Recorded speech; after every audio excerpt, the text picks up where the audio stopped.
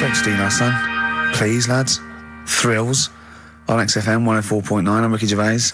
With me, Steve Merchant and Karl Pilkington. Yeah. Little Carly Pilkington, little baldy mank, whinging little twat. How are you? Yeah, all right, yeah. What are you doing? Happy? Feeling a bit happier today? You look as full of spunk, as they say in America. Yeah, I'm all right. Just a bit of a miserable day, though, isn't it? Yeah. A bit miserable. Yeah. Walking in today, right?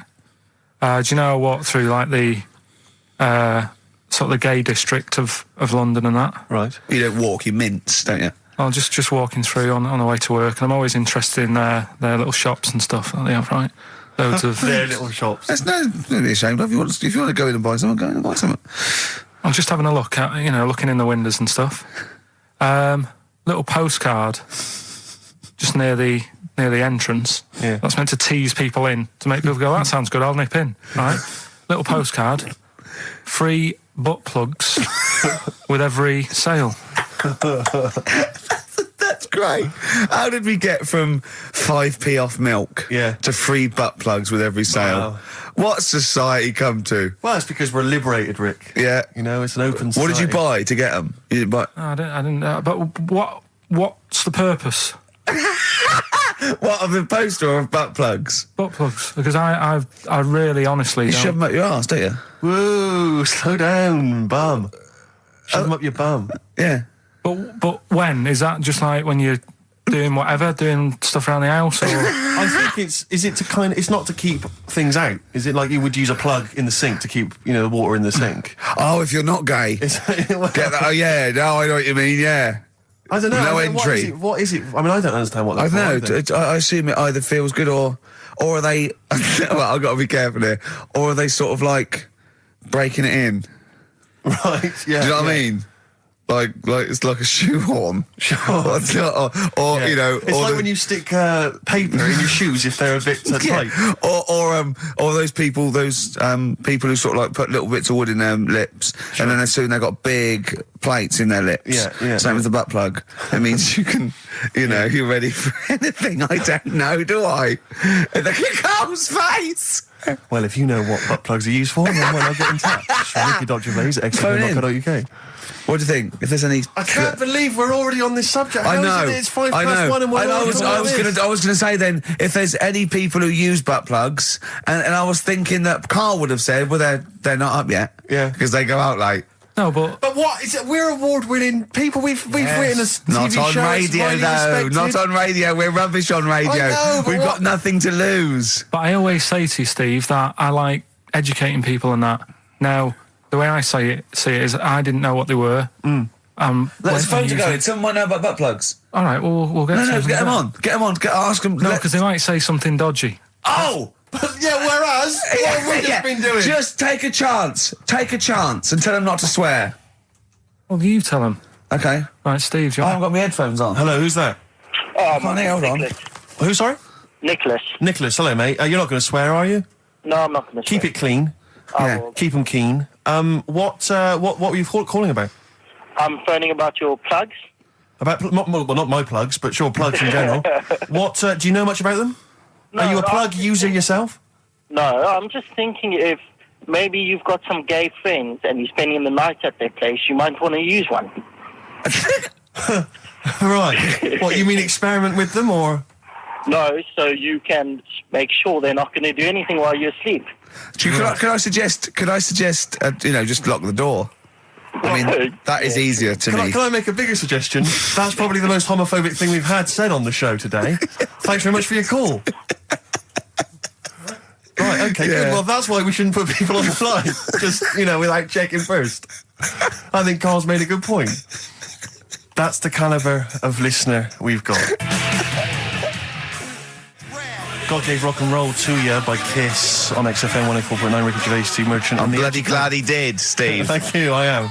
Cheers. Karl Pilkington's with us as well. He's learned some stuff while the song's been on. He's had a couple of calls, one from a bloke, one from a woman who worked in a sex shop, and you learnt quite a lot. I could see your eyes widening. What have you learnt then about butt plugs? I haven't really learnt anything. I still don't understand. Yes, you have.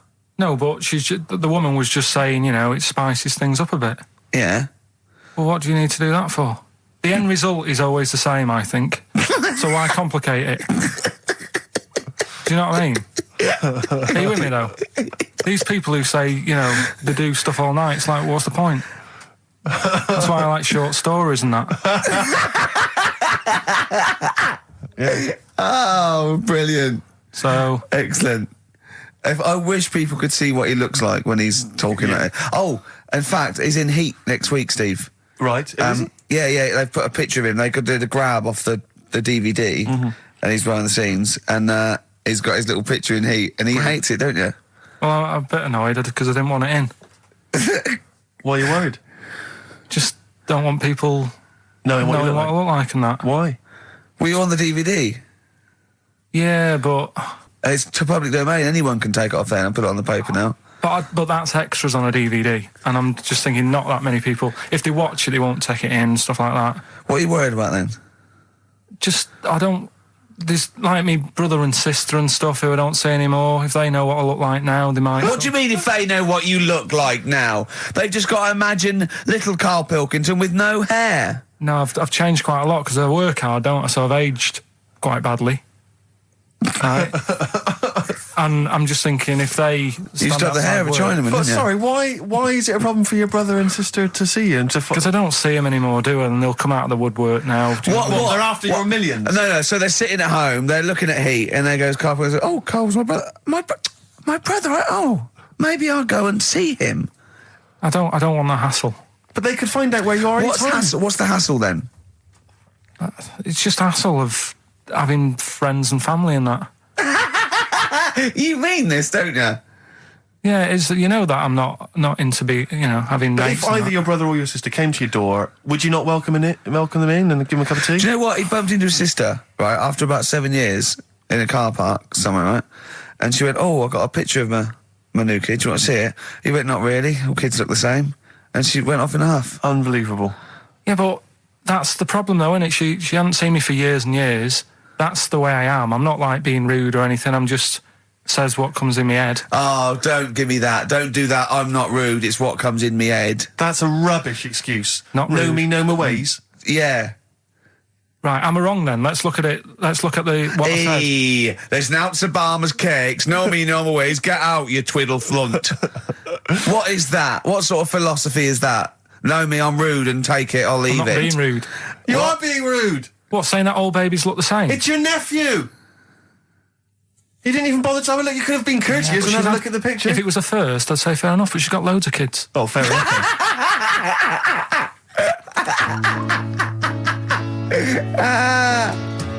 What kind of woman is she?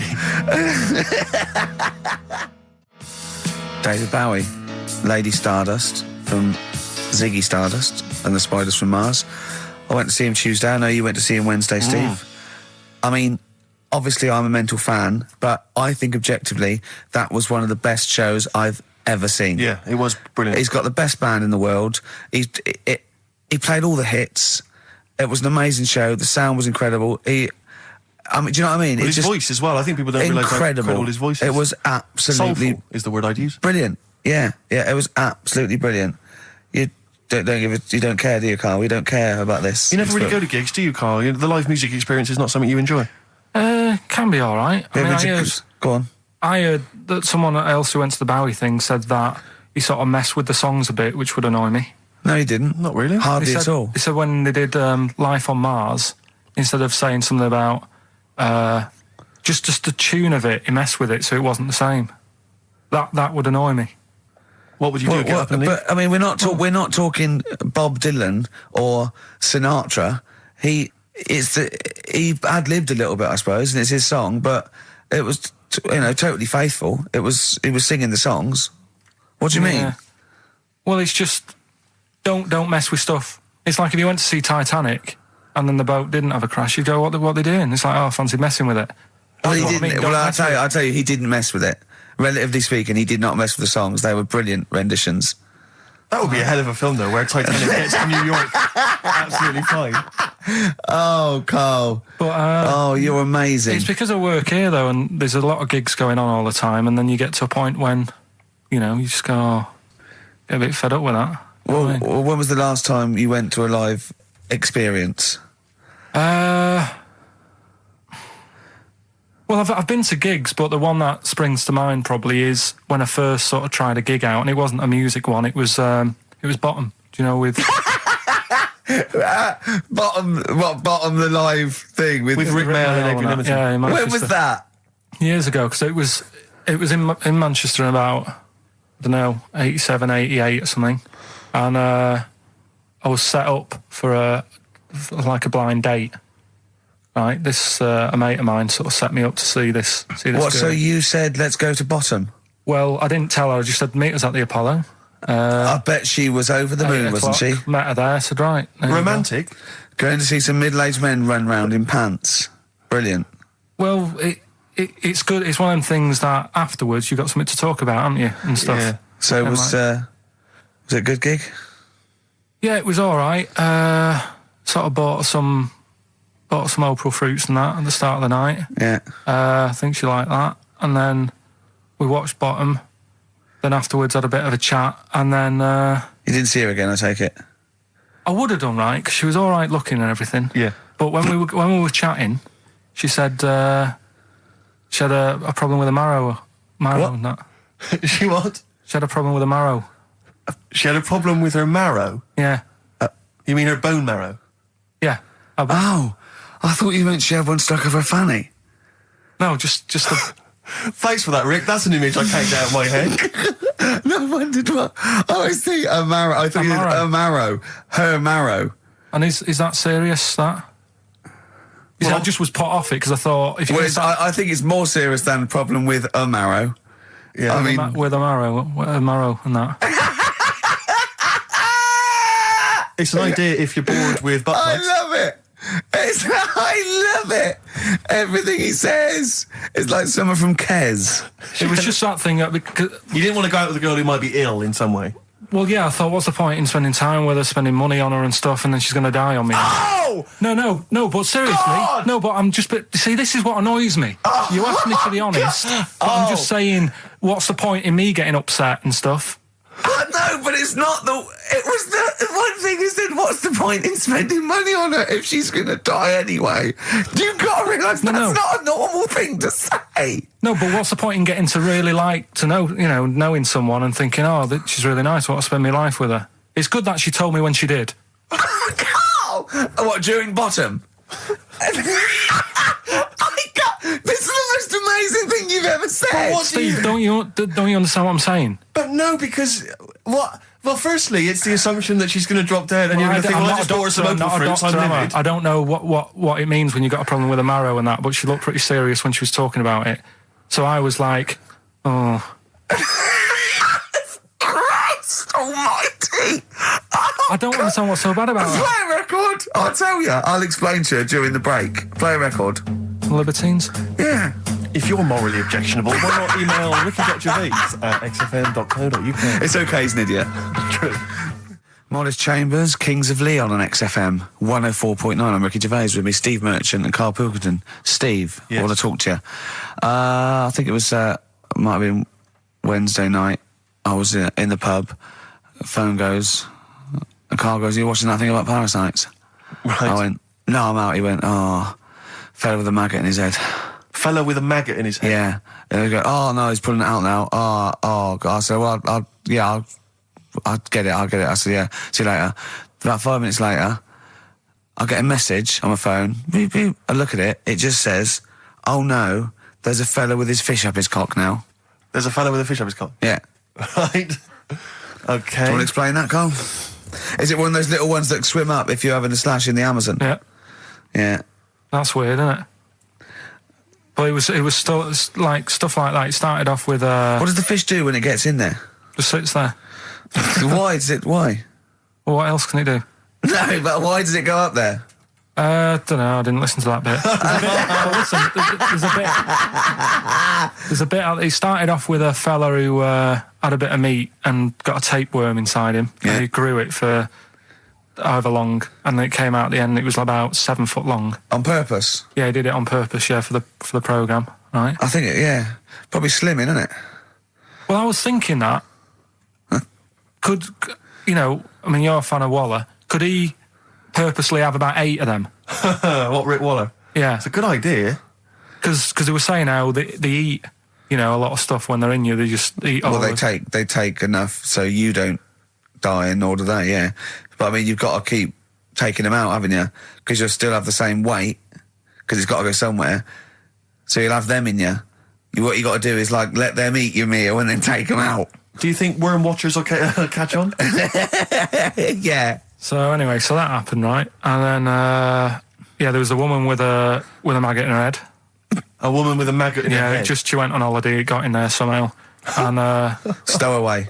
it just it was massive. And the thing is, she had a hole in her head, and she's there being interviewed with the doctor, like, and you can see it just sort of sticking its head out. Like, do you know when you see a cartoon with a maggot in an apple? Yeah. And it looks around like that? Yeah. Why didn't they just take it out there and then? I think they could have done, but the doctor's messing about. It's like, well, it's good for the show, isn't it? And they left it in there. Right, that's libelous. Well, that is libelous. but I found it weird. Why not just grab it? Because there must be a reason. There must be one of those medical reasons that you don't really know about, Karl. Right. And another bit. This was the best one, right? Grab it! Right. There's this fella, and he was on his bike, right, Yeah. cycling to work or whatever, and he sort of sees this thing in the corner of his eye. Right? Literally in the corner of his eye. Or you mean he saw He just said he saw in his something. peripheral He vision? saw Okay, something yeah. and thought, what's that? Yeah. So he thought, oh, doesn't matter, whatever. And he stops off at a cafe, right? Yeah. Get a little scone, a tea or whatever. And he goes in there and he's sat down, and the waiter comes over. He says, yeah, what do you want? He says, I'll have a scone and a tea. He goes, all right then. So he goes to get it, comes back. As he puts the tea and the scone down, his face is like, what is that? Right? Like a look of frightenedness on his face, right? Drops the tea and legs it. So the fella's going, what? So he legs it after the bloke and goes, what? And he says, oh, something came out of your nose. That was massive. Sorry, something came out of the Nothing, guy this is all serving. true because people would have watched it, so don't start saying it Sorry, didn't but hang on, happen. I just need to clarify. The guy on I the bike... I don't believe he ran away. Wait a I minute. don't believe he legged it. I don't believe he had a look of frightenedness on his face, and I don't believe he said something massive came out your nose. Wait a minute. And I don't even believe he had a cup of tea in the scone. These are the things that I think are embellished. But who had something coming out of his nose? Was it the guy serving the scone? The one who was on the bike who ordered the scone, Yeah, but what It was came out it? of his nose. Yeah, what was it? Came out of his nose. right? So he goes home and he thinks, I've got to sort this out because he's not good in that. So he But what? No, it was out of his nose. So you mean it poked out of his nose? It didn't come out. It just said hello and then it... It was like the maggot in the head. Yeah, he yeah, just it just- popped his head out, had a look around and went back in. Why Like, did the bloke drop the tea and run? well, it's weird, isn't it? All right, so he goes home. He goes home and he goes, oh, God, So he sits in front of the mirror and he's sat there waiting. This thing comes out. Again, sort of looks round, goes back in again. So he goes, oh, No scones. right. No, it's- So he goes, I've got to sort this out. He goes to the doctor's, says to the doctor, I've got something up my nose. It just keeps coming out and having a look round, going back in. Didn't say The that. doctor's like, oh, I haven't heard of that before, right? Didn't say that. So sat there.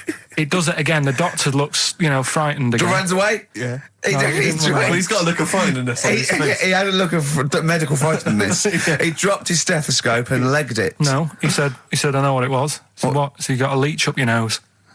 He had a leech about that long. What's radio? Well, how long's that? 4 inches. 4 inches coming out of his nose. Next time it stuck its head out, he grabbed it, pulled it out. That's horrible, though, isn't it? Isn't it? Can I just remind people, just let people know, when Karl was saying it was about that long and Ricky said 4 inches, he was using his fingers. Oh yeah, he didn't have his There's nothing else there. fella out. No. So he had a leech up his nose. How did he get a leech up his nose? Don't know, again, I'm not that bothered about that bit.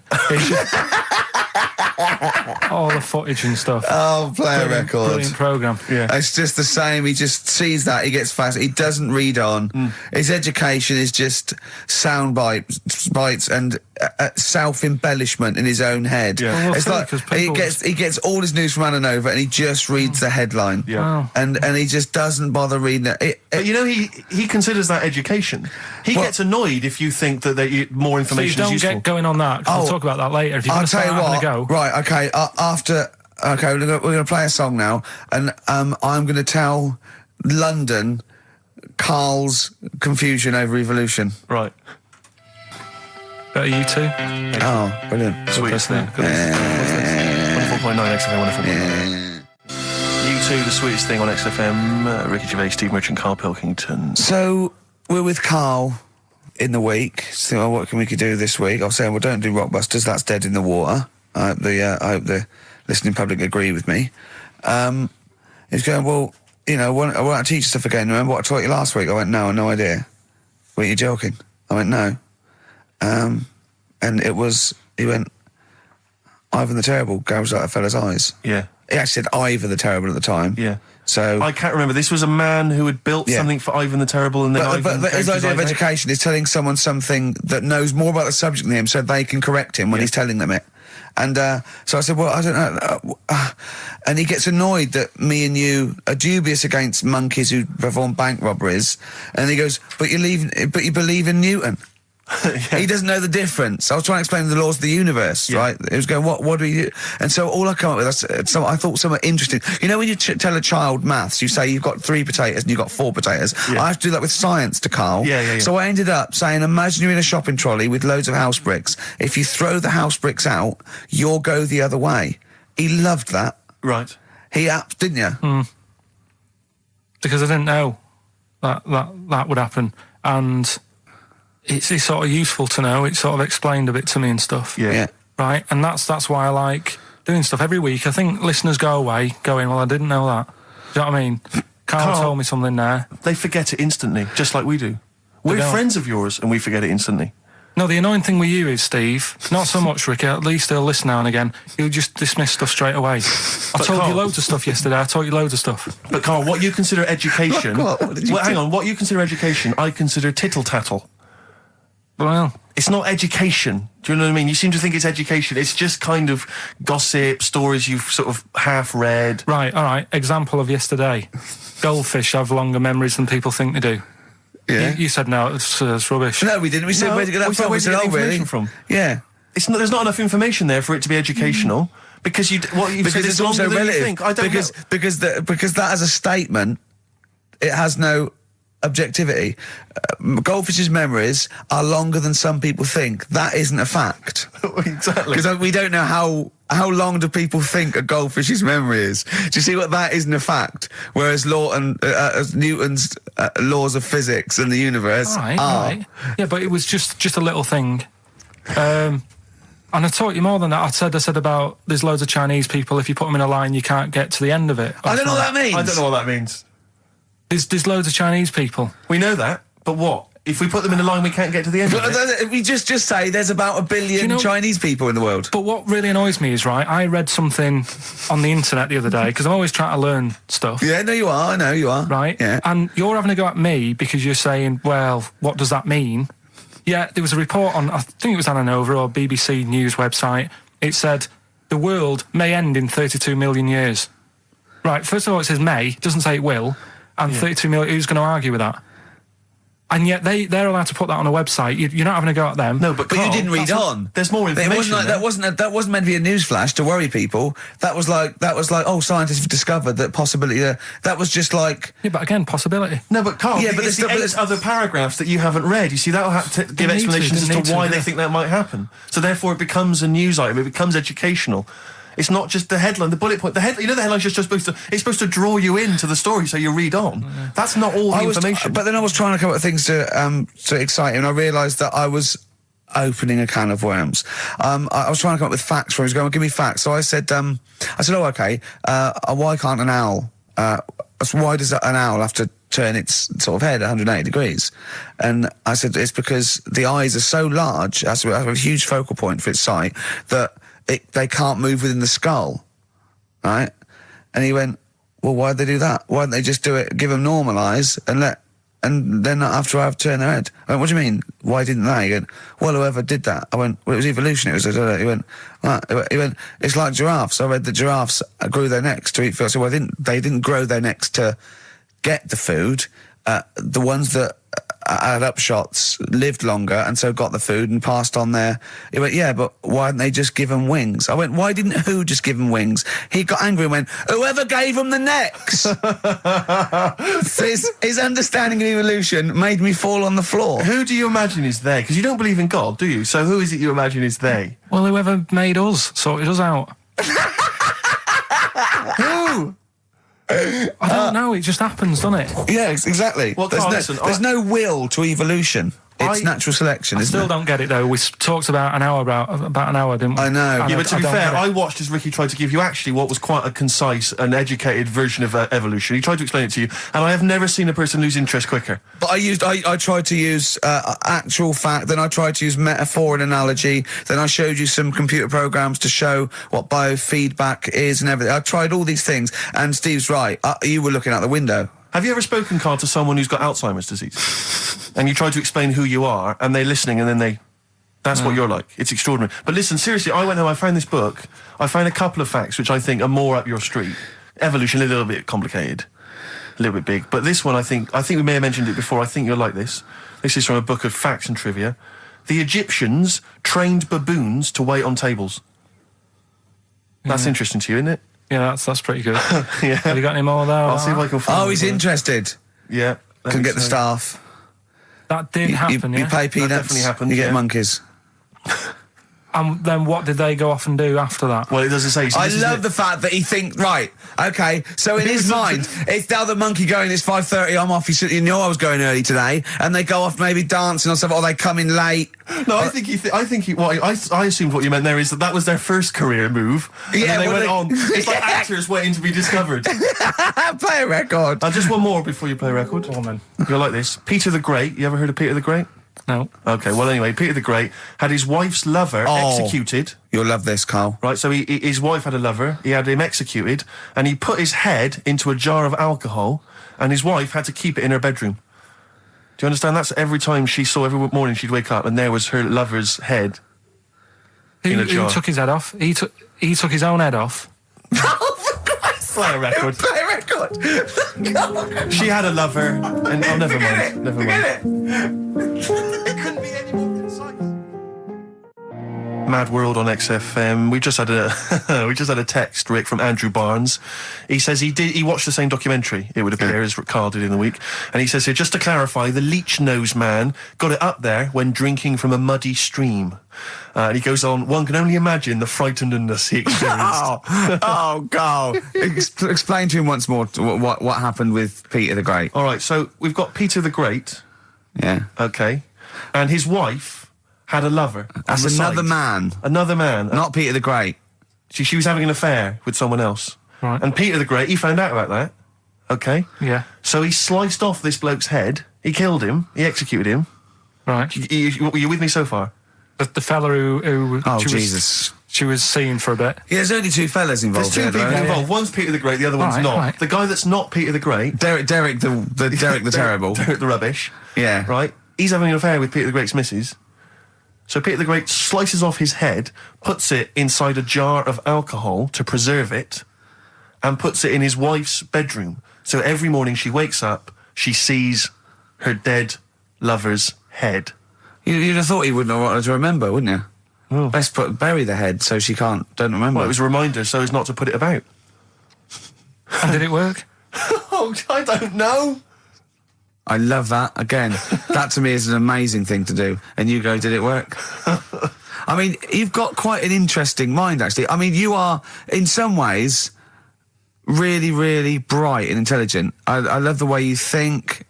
You're one of the cleverest blokes in some ways that I know. Dad always says I've got common sense, Well, Yeah. and that's more important than knowing about But it's what you really it's like you follow the subplot, which is quite an interesting thing. Do you know what I mean? It's like you tell you a story, you'll always pick up on something that I didn't even think was an important bit. It's like you're looking out of the window all the time. So what's important about that head thing? What do you mean? The head in a jar. It's a grotesque thing to do. It shows ego, power, cruelty, and revenge. although I think it probably did work because he is called Peter the Great. Yeah. So you'd assume he got it right. Yeah. I don't see how you can query that. That's the sort of facts you give us. You see now, you're on the other side of the fence, and you've got questions just like we've always got questions. No, but in Karl's thing, it would have been, turns out, some weird happened, right? And he was still alive.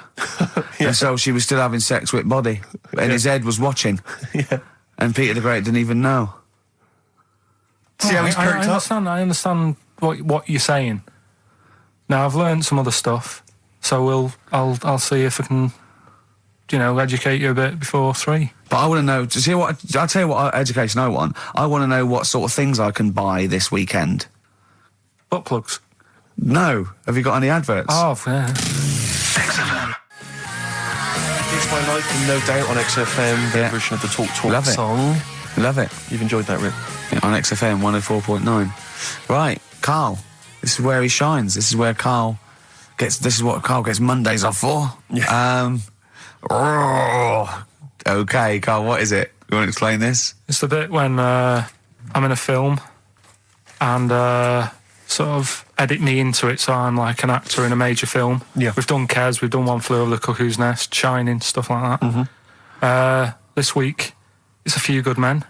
Brilliant film. Brilliant film. With Jack Nicholson and that. Yeah. So you listen to this, and will we give the question later on?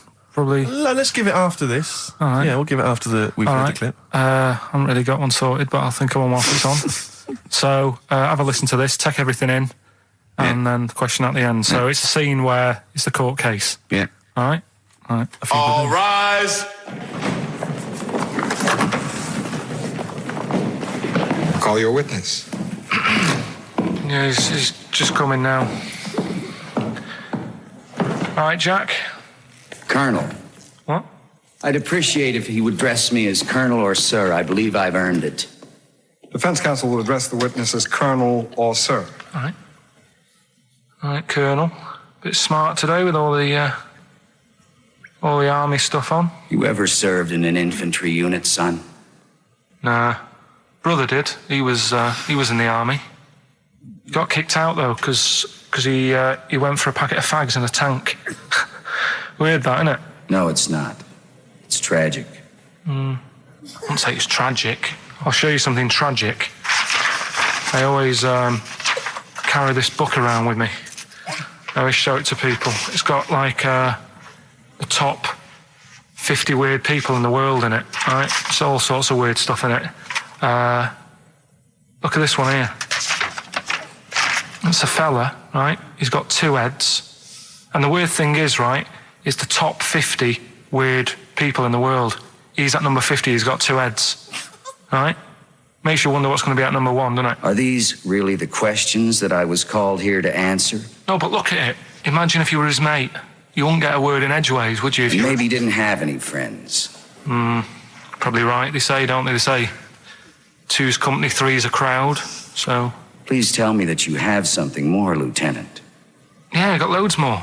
For this fella at number 36, look at him. 3 legs. Little fella with 3 legs, right? Guess what his job is? My answer is I don't have the first damn clue. Well, I'll tell you. He's a juggler. I beg your pardon? He's a juggler. This is ridiculous. I know it's ridiculous. You're probably thinking what I'm thinking. Why wasn't he a footballer? Be great at keep you uppies and that. I'll answer the question. You want answers? Yeah, it's just that I'd like to know the truth. Because you can't handle the truth! Gentlemen. Well, I've paid for the book, so I think I'm entitled to know why I don't give a damn what you think you are entitled to. You better get somewhere fast with this, Lieutenant. What about this one, then? This lad here, he's 12 years old, he looks 48. What do you think? No. Why not, though? You said you didn't want to know any more about the juggler. You didn't say you didn't want to know I know what I about said. I don't have to have it read back to me like All right. Lieutenant, do you have anything further for this witness? Well, just wanted to know if you thought Mr. Webfoot at number 42 should have took up swimming, but... Absolutely. Yeah, you'd say that now, wouldn't you? Forget it. Well, I don't know what to say, really. That's Karl Pilkington in the film A Few Good Men with Jack Nicholson, acting alongside Jack, and I have to say, giving him a run for his money. I think Karl is a really good actor. I genuinely think that. Should we put him in something? Yeah, definitely. Okay. Right, what's the question? What's his forte, do you think? Just sort of playing that sort of stuff. Okay. Deep stuff. Yeah, okay. Yeah, so we can sort that out. Think of a question there out of that little lot. You've not got one? Well, I've got what. It was at number 36, whatever it was. What was it? Don't know. Let's. It was number 50. It was at number 50. Yeah. All right then. Okay. Yeah. Who's number? What? Yeah. Well, yeah, what was odd about the guy who was at number 50 in the 50 book. weirdest people list? And just text in 83 XFM and put your address on there as well and that. What Brilliant. prizes are there, Carl? Loads of stuff. Yeah, let me just have a quick look. Oh, that's actually not bad. There's Lord of the Rings on there. Michael Palin's Around the World in 80 Days. If you've not had a chance to see that yet, it's been repeated about 80 times. Look Around You, which is an excellent show. That's Yeah, really it's funny if you've seen that. There's some other good stuff. That's not too bad. And also the relatively poor stand-up DVD, Ricky Gervais's live Animals show, which is mediocre. Can't give him away. Yeah. All right. And you can win all those prizes if you can answer which question again? Who was the fella who was at number 50 in my book? What was up with him? Excellent. Right, so let's got to play Thorns. some Thorns. Yeah? It's the most beautiful track. I can't get enough of this. You'll love it. You'll love this. Carl, come on. What's the matter with you? Oh, Thorns. that's No Blue Sky. Beautiful, isn't it? And that a great track. all right. Yeah. Just had an email, yeah. That woman who opened the Office script could have her head cut off, apparently. When a letter is posted, it becomes the property of the Queen until it reaches the person it was meant for. By opening it, she's committed treason and could be killed. I don't know if you're familiar with this story, Karl, are you? Go on. Apparently, some copies of the Office Christmas specials scripts got sent to the wrong address, some woman, and I don't know what you do in that situation. Normally, if I get mail that's not addressed to me, I just give it to the postman or put it back in the postbox. Radio 1 tried to speak to her, but apparently she's got a gagging order, which makes us think that she sold it to the Sunday. So Right. we'll read it. We'll read the plot of The Office tomorrow in the Sunday papers, which ruin it for some people. Ruin it for a lot of people, yeah. But the other thing is, I mean, if it was sent to her, obviously her name wasn't on it. Oh. If that's true, in which case I think that's quite a serious offence, isn't it? I would hope so. I mean, I would hope that, if I sent something in an envelope, it was... But the BBC, the BBC thinks that because the person they said it was meant to be sent to got his, he thinks maybe that's an excuse. Maybe someone gave her the script and said, don't say it came from me. Yeah. So, I don't know, maybe she's protected someone, I don't know. Yeah, well, I mean, if that is Well, the case- either way, don't sell it to a newspaper. Well, It's just the kind of mercenary nature of it that I loathe. You know, it's the fact that it's only just now makes me wonder if she had it there lying around in her house and someone said to her, well, why don't you go to the papers? Yeah. Try and flog it.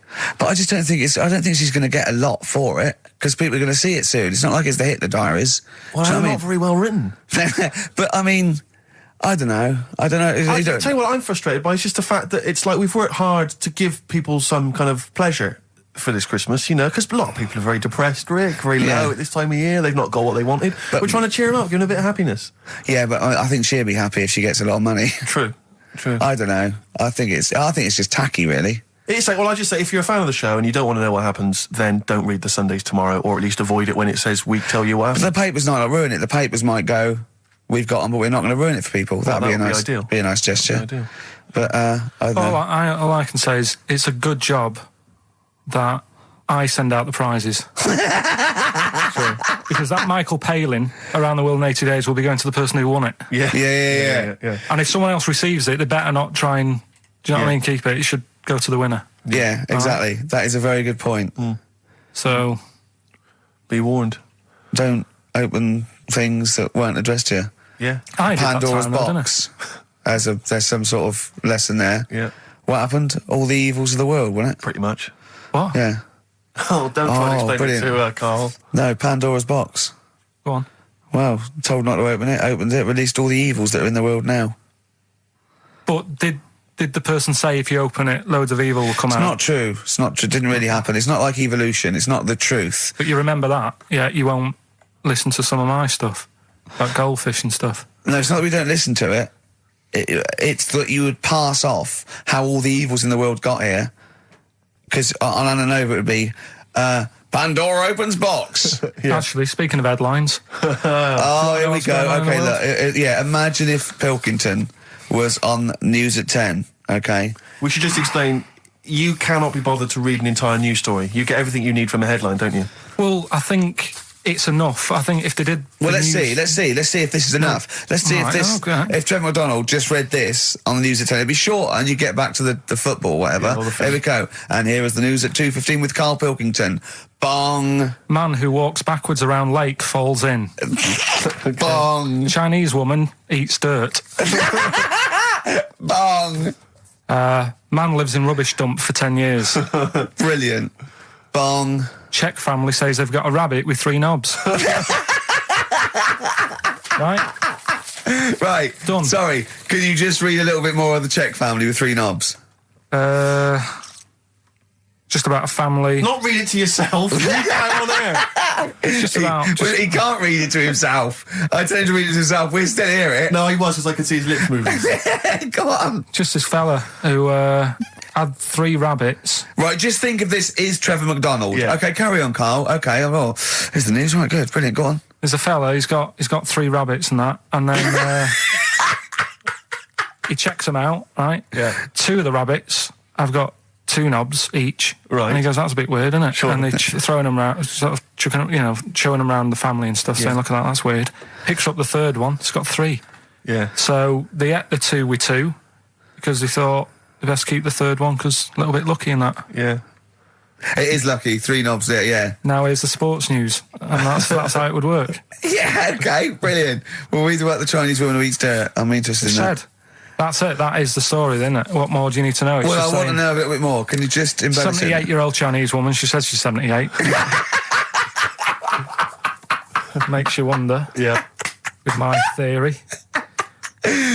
Karl's theory is that Chinese people don't age well, and so those Chinese people that are saying they're 112 are really only 33. That's why he doesn't want to be recognised, because he doesn't want to walk out from here into Chinatown. Yeah. It just says she's been eating soil for 70 years. She's ate about 10 tons of the stuff, and it's done her no harm. Kept her grounded. It's probably all right for you, isn't it? Because it passes through, doesn't it? Yeah. Well, they say, don't they, if you're having a kid, let it play in soil and that, because... Well, that's to get it immune, yeah, to get it, yeah. But lots of, like, things with sort of birds and reptiles sometimes swallow soil and stones because it grinds up stuff, breaks down cellulose for them. Doesn't do you any harm. All right, then. One more fact from this book for you, Karl. Apparently, officially, the Second World War is not over. It's not actually over because there's never been an official treaty signed between Germany and Russia. So it's still going on. Interesting or not? Not as good as the monkey one and the woman who eats dirt. and the Peter the Great and that. Sure. But yeah, it is over, isn't it? Isn't it though? That's what I mean about you annoying me with stuff that you go, oh, that's interesting. I don't think that is interesting. Okay. There was what was it I learnt? What was it I learned? Think of that as a question. Well, we're all trying to figure that out. Yeah, go on. Leonardo DiCaprio? the painter Da Vinci. He could write with one hand, draw with the other at the same time. Right. Yeah, that's good. It's all right. That's interesting, isn't it? Yeah, it's all right. Well, if you have an interesting fact for Karl Pilkington that you think he might be intrigued by, email ricky.gervais@xfm.co.uk. What have we got coming up? What have we got coming up? More education stuff, some good tunes and that, Yeah. and a bit of Outcast. Yeah. Outcast. Hey Ya on XFM 104.9. I'm Ricky Gervais. With me, Steve Merchant. And over there, Karl Pilkington. Now we've got a new feature. Well, I don't know if it should become a feature every week, Rick. I'm not sure it's got legs for that. No. But maybe in the absence of Rockbusters. Basically, I was looking through the pigeonhole, and we got a lot of stuff sent to us, a lot of junk, stuff we don't really want. Yeah. And a lot of people, for some reason, they send Begging us... letters. Begging letters, a lot of that. We get sent a lot of CDs by people, bands, artists, who have not yet been signed. Maybe they've knocked something together in their bedroom. They got a band... And they just, for some reason, they want our feedback. They want us to sort of give them some thoughts on what they think, where they're going wrong, stuff like that. And I just thought, I was having to clear out, and I thought, why not just Give them a little chance, you know. Yeah. Just throw them a bone, Rick. Honest critique. Honest critique of some of the artists that sent us stuff. Okay, go these on are then. bands that have not been, they've not got a record contract. This is exciting. Okay, name the 3 bands Well, I'll first. tell you, no, we'll go through them individually and I'll hear a little snatch and then I'll get your opinions, both from you, Rick. I know you've been in the music business, you've got a good general knowledge of music, you've got good taste. Big time, and big also time. Karl Pilkington's views as well. Yeah. We know what to think of them. So this Go on. first band is called Kellerton Road. I'm sure they're very excited. As I said their name then, they probably can't believe it. They're phoning each other now. They're getting so excited. All friends are phoning them now. Yeah, Turn your exactly. phone off. They of can't people in believe this that. band. You don't want to... Yeah. Well, okay, then. Kellerton Road. Kellerton Road. Play a track from them. So that's Kellerton Road. I think that's a track called Secretly. And looking on the back here, there's 6 of them in the band. They all pretty much look the same. They've got the long hair, the usual sort of look. What do you make of them, Rick? All right. Yeah? Quite like Yeah, that? good, yeah. I mean, bit generic. The chorus is a little bit simplistic. But I like good production, good Yeah. good Reminds you of music. something maybe like the Thrills, that sort of thing. Yeah. I mean, yeah, good. Jukebox or junk box? What's a junk box? It's just, I'm just trying to make it sound snappy. Jukebox or junk box? Don't, because you haven't got it. Don't ever stick to what you're good at. Okay. Um, What, being sexy? It's just sort of watching Doctor Who and stuff. You like that, don't you? Yeah, I love it. Okay, then right. What's the next one? So, well, let's just ask Karl Pilkington's opinion. Karl, what were your thoughts? Yeah, it's all right. Yeah? Yeah. That's it, is it? Yep. Is that why you're no longer right for the enemy? Go on. So what's this next one you've got for us then, Karl? Toffee. Toffee. It's called Born Depressed. Oh dear. Brilliant. Is it about you? There we go, I Toffee. quite like that. Yeah? That's sort of a bit glammy, bit underground. Yeah. What do you make of the name, Toffee? I don't like the name. It's not great, is it? No, but I quite like that track. Quite like the track. If I'm that's just looking at the representative. CD, they've made it themselves, and basically the band feature on there completely nude. Oh. What do you Well, we know what we think of that. What do you think of that, Karl? I'm not happy with that. Let's have a look, though. Have a look there. That's no point, is it? There's quite a lot of blokes and there's one naked lady. Just having a look, though. Just Yeah. What are you looking at the blokes? What are you looking at? Why are you looking at the blokes? let's Knob. just having a look. But you look at their knob. I can see by the way your eyes are I'm looking. looking at the woman's knob, though. Well, she won't be happy with that. No, that's a bloke, Karl. Yeah, that's where you've been going wrong. Yeah, that's the woman. Yeah, Yeah, that's what I was looking at. That one, the woman's knob. So that's all right. yeah, good. So Rick, hit parade or shit parade? I don't know if it's going to be. I don't think it's going to be a hit yet because I haven't got backup. But I think we're looking more about whether they get A record deal. Do you think they deserve one? Yeah, I like. Thumbs up for both of them. Okay, excellent. Well done. All right, well done. And Karl, play the last one then. What did you make of it? Sorry, we didn't ask your opinion. We weren't interested. Like to see him on CD UK. Just like that on the CD cover. Okay. And this last act, I think, is this right? Picture Centre? Yeah. Picture Centre. Picture Centre. My favourite. You like that? Yeah, that's my favourite out of all of them. Good. There's a bit of Amy Mann in there. A little bit Cocteau Twins. Yeah. No, really good. I really stuff. like. Really good. Really intriguing that. Karl Yeah. Pilkington? Yeah, it's all right. If you didn't like it, what would you say? It's weird though, isn't it? Music. No, do you know what I mean? It's like it depends what you're doing. Do you know what I mean? That's all right if you're just having a game of crib or whatever. It's just on in the background. That's the thing with music. I don't think you can sort of slag any of it off. It's times, and it's depends what mood you're in and stuff. Yeah. So. So So this is it's a pointless pointless. feature. It's a pointless Points feature. for you. We'll do it Well, I again didn't then. come up with it. No, I don't. All right, don't slag it off. Okay, we'll do that again then. I was quite enjoying that, but okay. No, do you understand what I'm saying? Well, That it's not worth having an opinion about music. Well, I'm not that bothered. I'm just saying. imagine if he was on the panel of fame and going to be your pop idol. Yeah. That'd be great. He'd go along and Nicky Chapman go, yeah, you've really improved. I really like that. I don't like what you're wearing. Dr. Fox, you were hot, baby. I loved it. Like your legs, like all your boobs and all that. Brilliant. Come to Karl. Not bothered. All right. Yeah. Brilliant. No, we'll keep it up. Play a record. Yeah. Oh, come on. This is my favourite. Can I change? Well, this is my favourite out of all four of them. Lynyrd Skynyrd. Yeah? Yeah. Yeah. Slam dunk this puppy. Jet and roll over DJ on XFM 104.9. All right? Karl, just an email, a question for you. Can you please let me know which school Karl went to? What school do you go to? Cessav. What? Cessav. Cessav? Yeah. What does that mean? It was on Cecil Avenue. Cecil Avenue in Manchester. Yeah. It's just he says, I'd like to know so that I don't send my kids to the same place.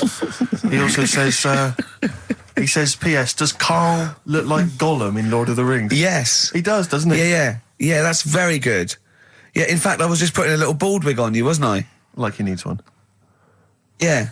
So, if you Just want some a of the fun and games we have when the songs are on. Yeah, did it hurt? Just a little bit. The bit that worried me is when you said, let me just staple it. Yeah, well, I was trying to get it under your chin because it looked funnier, and he was scared. Oh, I remember. Do you remember I did that thing with the tea towel? Have you told Steve about that? I don't think I have. It's not something I'd shout about, to be honest. Go on. Went round his place, and he said, before you go, I must try something. Because I couldn't get squeezing hard enough. I can't, because I'm not strong enough to hurt him anymore now, or am I? I think I can take it a bit more than I could at the start. Yeah, so I wanted to squeeze his head more. So what did I do? So he said, just hang on, I've got a tea towel. He brought a tea towel in now. I need something sort of long and thin. What can I get? He's asking his girlfriend, where's that there? Comes in with a spatula, right? He puts the tea towel on my head and manages to sort of put the spatula in and turn it round so that the tea towel is tightening on my head. Yeah. Using little pressure, would you say, from you? Yeah, just little. It's brilliant. It was like a tourniquet, and I just turned it a little bit, and he screamed almost straight away, didn't you? It hurts. But why did you think that was good? When would you need to use that tool? I knew. I did it on my other bald mate, Rob, who was over, and he screamed as well. Because he just put a tea towel round, like a little bandana, just stick the wooden spoon down the back, just turn it, and it's even half a turn, isn't it? And it really... Hopefully children listening will be trying that on their friends. No, they won't. Don't try that at home. I've got another fact for you, Karl. Might be of interest to you. This is the final one. The ancient Babylonians had few... What? And just stop you there. What's a Babylonian? My head's gonna burst. What do you mean, what's a Babylonian? I've never heard of one. No, but we'll work out, what's an Evertonian? Someone who supports Everton. Well, or from? From Liverpool. Yeah, so what's a Babylonian? He's from Baba. Yeah, well, anyway, some people from Baba, ancient Baba, they didn't have very many doctors in those days, all right? Because they felt that illnesses should be left to the wisdom of the public, right? So if you were sick, okay, you were placed in the city centre, right? And then a passerby... Outside Baba. Outside Baba. And a passerby who had suffered from the same ailment or who had seen it treated in the past, they would pass by, they would give them advice on how to be cured. Do you understand? So there'd be no doctors, just people passing by would see, they'd say, what's wrong with you? And they'd say, well, blah, blah, blah, I've had the same thing, here's some advice. And pedestrians were forbidden to pass such an individual without inquiring about the complaint and prescribing for it if they knew how to. So hang on, so there's someone ill. Yeah. It's outside the town hall. Yeah. People walk past, go, what's up with you? They go, oh, my foot hurts. And they go, you've got to do this to get rid of that. Yeah. And were they ever right? Well, what do you mean? Were they ever right? Well, how do we know? What are you telling me? What? What have you just told me? What am I meant to take from that? You just said strangers sort of say, you've got that wrong with you. I think he's sulking. I don't think he's ever going to take anything we tell him again because we don't. No, but I don't like the fact understand that goes, monkeys can do armed robberies, and we go, no, they can't. I don't understand what the problem is. But how is that different from telling me that a Chinese woman ate dirt? How is that not the same sort of Because that's fact? weird. Someone sat in Trafalgar Square going, I've got a headache and I go take some Nurofen, isn't shocking. I'm not a doctor. I've given him a bit of advice. But neither is the dirt lady. She's not particularly interesting. Neither of them are particularly interesting. I'm just trying to give you an example of the same sort of drivel you feed us every week. Would you sort of have tea round at her house? It's weird. The Chinese woman. Right, so it's weird. Okay, now we're getting somewhere. It's weirdness that you're interested in. See, I thought that you were actually interested in sort of interesting sort of stuff. But if it's weird, it helps. If it's weird, it helps. Yeah, I mean, it doesn't have to be major news. The other day there was something about this fella who I think he wanted to be an actor, right? And he was trying all his life to be an actor. Couldn't get a gig anywhere, right? So when he died, he said, right, I'm going to leave all my money to the theatre as long as that theatre uses my skull in that play they do with the head. Hamlet. In Hamlet. So that's that sort of news, and it's weird. Right. What money did he have if he's been struggling actor? He had some money in that. What did he do? I don't know. Oh, that's what I'm interested in, what he did. Yeah, that's what me and Steve. Yeah, that's what me and Steve are interested in, what he did, how he earned his money. So, because you were going to educate us this week with some interesting facts. Oh, yeah, come on then. Is that it, or have you got more? Well, that's weird. But that's not educational. You didn't give me his name, you didn't give me when, you didn't give me what theatre. No, but also to take from it. Do you know what I mean? If people listening and go, well, I'm a bit like that. It's like if you've got to be dead and have your skull on stage, that isn't the job for you. That's what I'm saying. If it takes that much, give it up, do something else. Right? What else have I taught you? I don't know. You haven't taught us, so you've never taught me anything. See, we'll just have to sort of... What, agree to disagree? Right. I don't know what you can sort of learn from this. Go on then. 7-Up, the drink. Yeah. Right. We're actually on air now, aren't we? Yeah, this is right, it. okay. This is it, baby. This is a radio show that we're paid Forget for. that then, forget. No, come on, 7-Up. It's not really... Not important. It's not interesting or important. Go on, come on then. Come on. The little red dot, that's above the 7 on the can. Do you know, it says 7 up and there's a little red dot. Yeah. That red dot's there because the creator of it was an albino and he had red eyes. And he had that little thing there as his little trademark. Is that true? It's true. That's quite interesting. Right then. So that's what I'm saying. It's not that important, but it's interesting. If it's true, that's interesting. It isn't. It's true and it's interesting. Okay, that's good. You know, Coke used to contain real cocaine. So Well, they used to be medicines, didn't they? Tonics, yeah. No, they were medicines. I read that tomato ketchup and Coca-Cola started off as medicines. Probably not a medicine, probably more of a tonic, because it probably a pick-me-up, wasn't it? If I had Coke in it and caffeine and sugar, and same as ketchup, probably lots of vitamin C and lots of sugar, it was probably more of a tonic. It wasn't really a medicine. They didn't say, cancer, have this on your chips. It's some HP. Wasn't a medicine, it was... Well, it was, kind of. All right, okay, let's agree to disagree on that particular one. Okay, all right, yeah. Is that it, Karl? What else? Because you've Any been other educated facts? this week. You've given us the 7-Up thing, okay. I've told you about the goldfish. Not really, but yeah. He didn't tell us anything about goldfish. This is your fact, right? You know what? Goldfish might have longer memories than some people think. That's not a fact. That under no circumstances would imagine Magnus Magnuson saying, what animals might have longer memories than most people think? This is goldfish, correct? Imagine that as a question.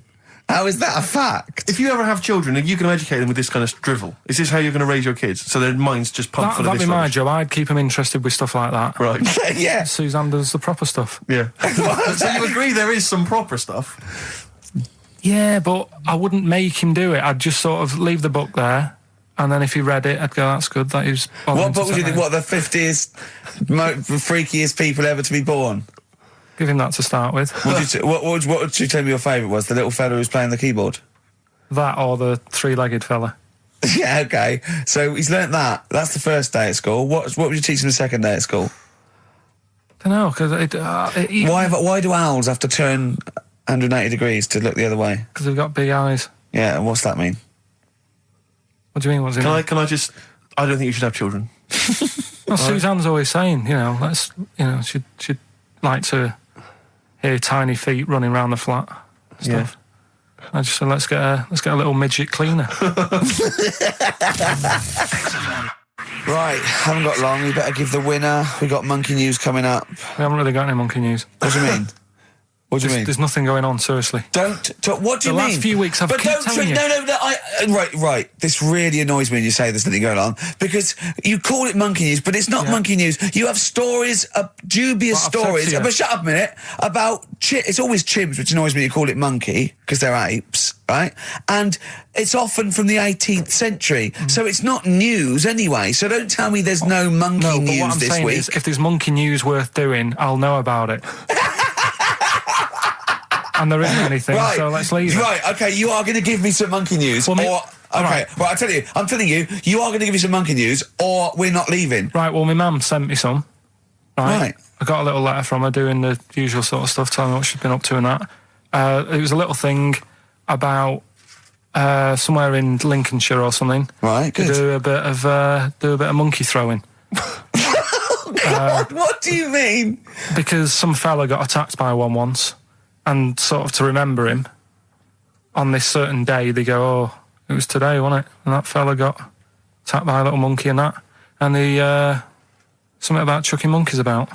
That's horrible. I don't know if they're real. I think it's just like to remember. All right. But that's the only sort of stuff that's knocking about out there. But it's not, that's not I've got my mum and news. dad on it, looking all the time for stuff. There must be more monkey news than that. There isn't nothing. I mean, there's bits and pieces. There was a bit about Donna Rare, how when she has a kid, she's going to let a gorilla look after it for a week or something. But apart from that, it's dead out there. Well, I don't know what that means. She's well, that's it. Apparently, Well, it's not true. She's not going to let a gorilla look after a child. No, it is. Apparently, a fella works with them or something, and this is rubbish. It's not rubbish. How can she let a gorilla look after a baby for a week? Well, forget it. Sorry, have you ever heard her speak? Can I just give you a little fact here? Someone's emailed in for you, Karl. They've sent an interesting fact for you. I think you're going to be interested in this. Don't read it on the email. Let me read it for you. I think you'll be excited. An interesting fact from Karl. That's from Toby. He says, Attila the Hun punished some fella who annoyed him by cutting off his arms and legs. You'll love this. And stitching his arms back where his legs should be. And vice versa. Look at his face. Look at a little smile that's just cracked on his lips. That is the kind of fact you've been waiting for all day, isn't it? So go on again. So Attila the Hun, right? Some guy didn't like. He cut off his arms and his legs, and he stitched his legs on where his arms should be, and his arms where his legs should be. Look at him looking at his body, trying to picture it. Yeah. I'll let it sink in for a little while, then I'll ruin it for him. Karl, what are you thinking? I'm just picturing it. Well, he would have died. It would have been tokenistic. There's no way that person could have lived through it. So it was just for Attila the Hun's fun. He probably put him on a stick outside his gate or something. There's no way in those days that he could have gone through complete limb amputation and... So would he have wore a jumper for pants? Who's the winner of the competition? From Walthamstow, it's Joe Ogden. Well done, Joe. You got the correct answer, which was what? The fella with two heads at number 50. Number 50. Is that it? Are we off? Yeah, that's it. Yeah. All right. Cheers. More of the same drivel next week. Bye. Bye. So, 3 stories. Don't rub it too hard, you'll get a rasher. Enough is anus. And we'll have that one then. That one? Yeah. Right, well, do you believe in palm reading and stuff? No. Yes. Sorry, yes. Yep. Yeah, of course. Sorry, I forgot. Yes, of course we do. Mm-hmm. Right, well, there's a fella who, he used to do palm reading. Oh, yeah. But a lot of people, he found that when he went up to him in the street and said, do you want your palm reading? He was like, a lot of them were like, I'm a bit ashamed of my nails and stuff because they're a labourer or they're a cleaner or something like that. I know a lot of labourers are slightly embarrassed by their nails. Yeah. No, but... Yeah. So if you look at my bloody hands, Reg. Well... That's that hod carrying. Did I ever tell you that? Did I ever tell you that I got picked at school to make tea and serve biscuits to old people because I've got good nails? No, go on. Is there any more to the story? Well, that's about it. I mean, we used to do I think the head teacher must have been getting something, maybe getting his mum in there for free or something in this old people's home. So he offered the kids at the school, he said, right, all sit at your desk and put your hands on the table. And everyone did. And he walked past mine and he said, not bad. Yeah.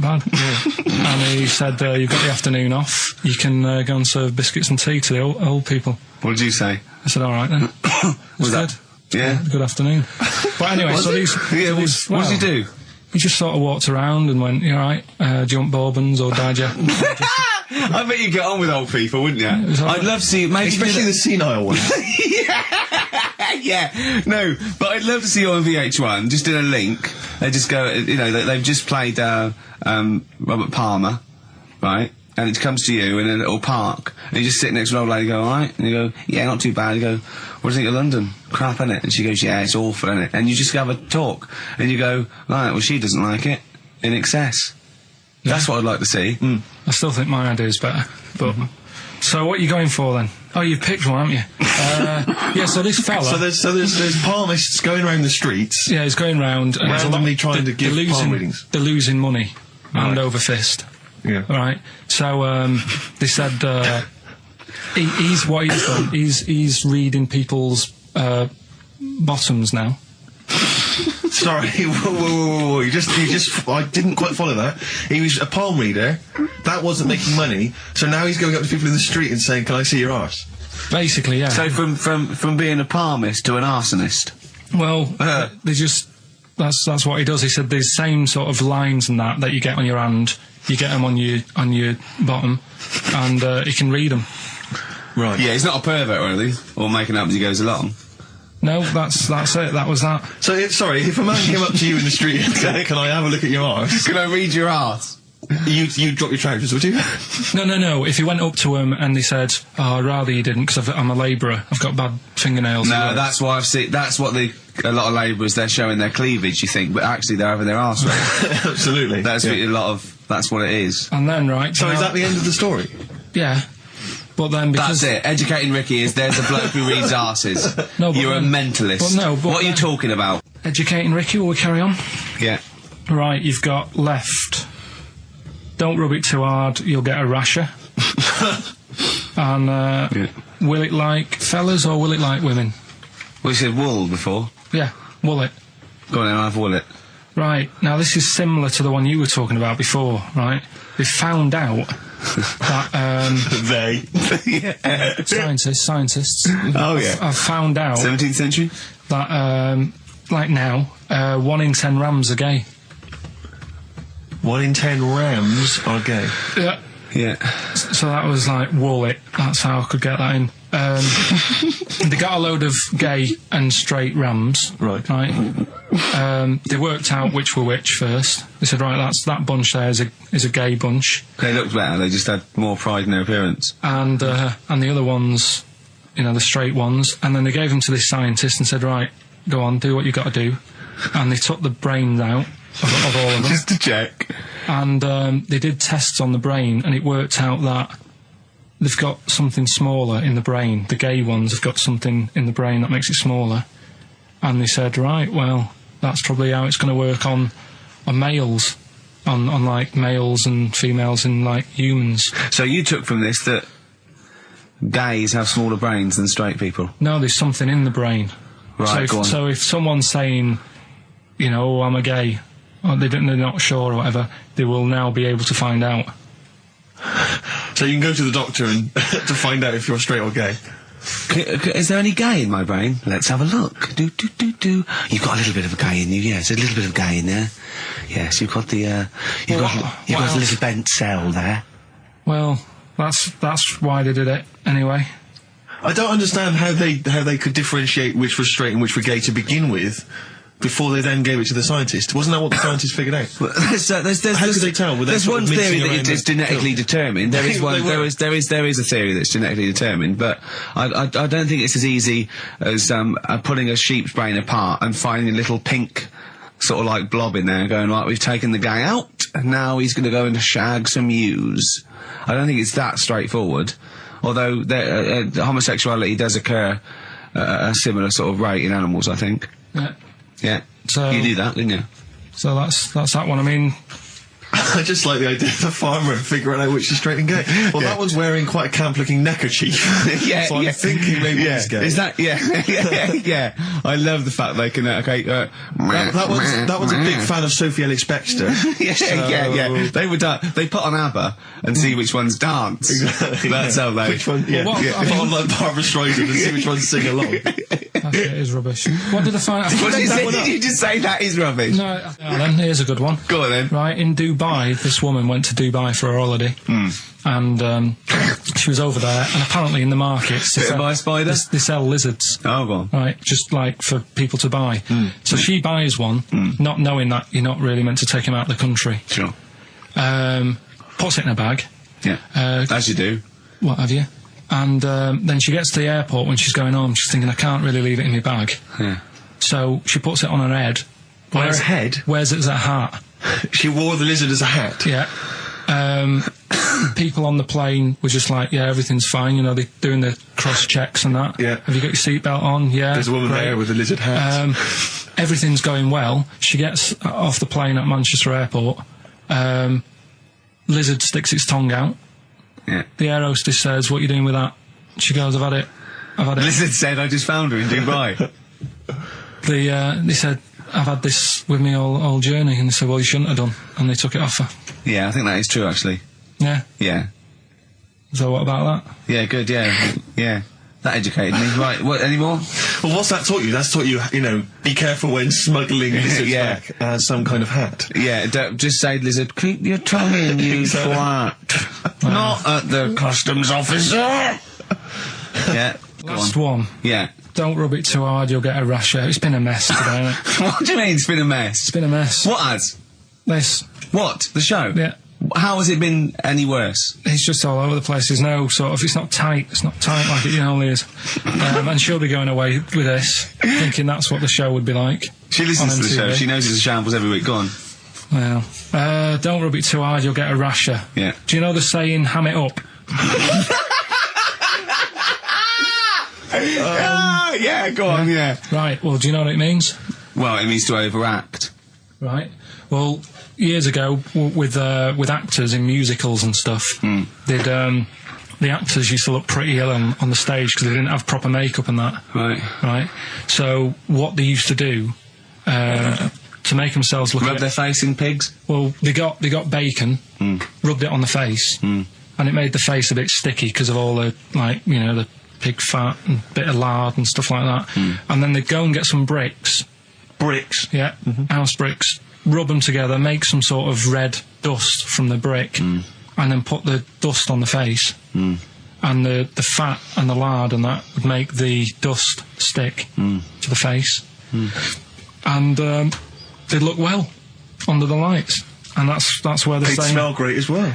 Yeah, well... Lovely. Everyone likes the smell of bacon. No, but... So that's the old... ham it up, that's where like that that. comes from. You know, if it's true, I've got no reason to think that it's not. So that's your third educating Ricky today. So, what have you learned? Nothing. Absolutely sod all. You've got your hamming it up. Yeah. Rams are gay. They know which ones are gay now. Now! And At last, thank God. the fella who can hand read an arse. If you missed the rest of the show, what are you going to make of that? If you've just tuned in. You are a maniac, Karl. So- And you've had your screen test. I reckon we'll be seeing you on MTV or VH1 in the near future. Which one are we No, doing? do the Bughead one. Right, well, the bughead one. Well, we've talked a lot about animals and that, haven't we, without heads. Surprisingly, we have. I think a disproportionate amount on it. If you're a new listener and this is the first time you've listened, you'd be surprised. Yeah, we've done all that. We've covered worms, the way if you cut their head off it grows back if you don't cut too high above its neck. We've covered The chicken. the fella who blinked. Yeah. I can't go into it again. Right. Let's not go into it again. We've had the chicken with no head that lived for 8 months. Yeah. And we've had And we've had the cockroaches. cockroaches living for a week without an head. Right, okay. Well, it's a bit more on the cockroach front, really. Right. They've found, right, that if you get a cockroach and you cut its head off, Yeah. right, and then you find a cockroach that's still got its head, but it hasn't got any legs, Right. right, it's not over for both of them, right? Because what you can do, you get the one that's got the legs Right. with no head, Yeah. sort of running around, get the one with the head, sit it on top of it, Right. get a little tube Okay. so that the fluids... So is this aunt is go out of the Let him room? finish. This is like Blue Peter. Let him You finish. could get this for Christmas. Right, you get Yeah. a little tube, you sit that on top so the bodily fluids are still running between the two. Right. The head of the one on the top will control the feet of the one on the bottom. Okay. What about Good. And will it continue to live? that? Yeah. Okay, you don't know that for sure, do you? You're just guessing. That was just a No, question out of the blue he wasn't expecting. Yeah. Well, what do you think of that? Good, yeah, it's great. Yeah, just a primitive nervous system that can, yeah. Did you expect us to be more impressed and excited by that? Well, Did you fall off your chair when you read that? You literally topple off. Did you think you were going to be the Frankenstein of the insect world? No, I just was thinking if they can do that, with them, can they do it with humans? Because I also did a bit of research. Of course on. you did. Did you come to the sort of conclusion that apart from the moral aspect of it, that the human was probably more complicated than? Yeah, but do you know what I mean? Things move on, don't they? Do you know what I mean? Science, Rick. You know, I had Binatone as a kid. Now they've got PlayStation 2, and the difference in 10 years They is have amazing. found that if you lose your head, a cockroach can live normally on your body, but not the other way around. Your head on it cannot control its legs because it's too complicated for your brain. Well, So, yeah. So listen, right? Okay. So, last educating Ricky of the year. Oh, Christ. What a cat toast. Yeah, let's do that then. Right. Victoria Plum. There's this woman, right? Yeah. This woman, she's reading Guinness Book of Records. Yeah. And she's flicking through. Yeah. And she notices that there's a world record for a cat, right, with 27 toes, right? So she reads it and she thinks, well, that's not right, because her cat's got 28. What do you mean a cat's got 28? A cat's got 28 toes. So she was like, well, hang on a minute, mine should be in there. So there was I missed the very beginning of this. She was Just looking through the Guinness Book of Records. Oh, See, a woman was looking through the Guinness Book of The Records. woman with the cat with 28 toes looking Right. through, and it said the record for the cat's toes was 27. She thought, hold on a minute, Ross McWhirter. My cat's got one more than that cat, so go on. Anyway, so she said, the person doing the interview with her said, is it happy? And she said, yeah, it's great, and it's really good in the snow. Right. It gets through a lot of nail varnish. Well, that's what it said, right? It said it's really good in the snow. So I just was thinking, that's it, really. That's not it. That's the end of that story. Right, Karl, sorry, Right, go on. Another war fact. So Go you're on. saying it's rubbish, but look, you love that. Yeah. Right? Yeah, Second you're one. absolutely right. The first bomb that was dropped on Berlin, Yeah. it didn't kill a person, but it killed an elephant. I think that's true. That is true. Right. Yeah. Okay. And the last one. Is that all you know about that? See, that's interesting, isn't it? But that's enough. But no, it's not though. Because I mean, listen, most people want to go, oh, what was the elephant doing there? Did it land in a zoo? Was it a pet? Oh. Was it a lost elephant? Did they aim at the elephant? How did it kill it? Did Was it it hit it on the Hitler's head? favourite elephant? yeah. Was it Hitler's favourite elephant? Did it then have one ball? Yeah. I mean, these are the things, why didn't he catch it with his trunk? Did it have an effect on German morale? Yeah. Yeah. Oh, that Yes. elephant is kaput! Oh, Jumbo! I don't want to fight anymore.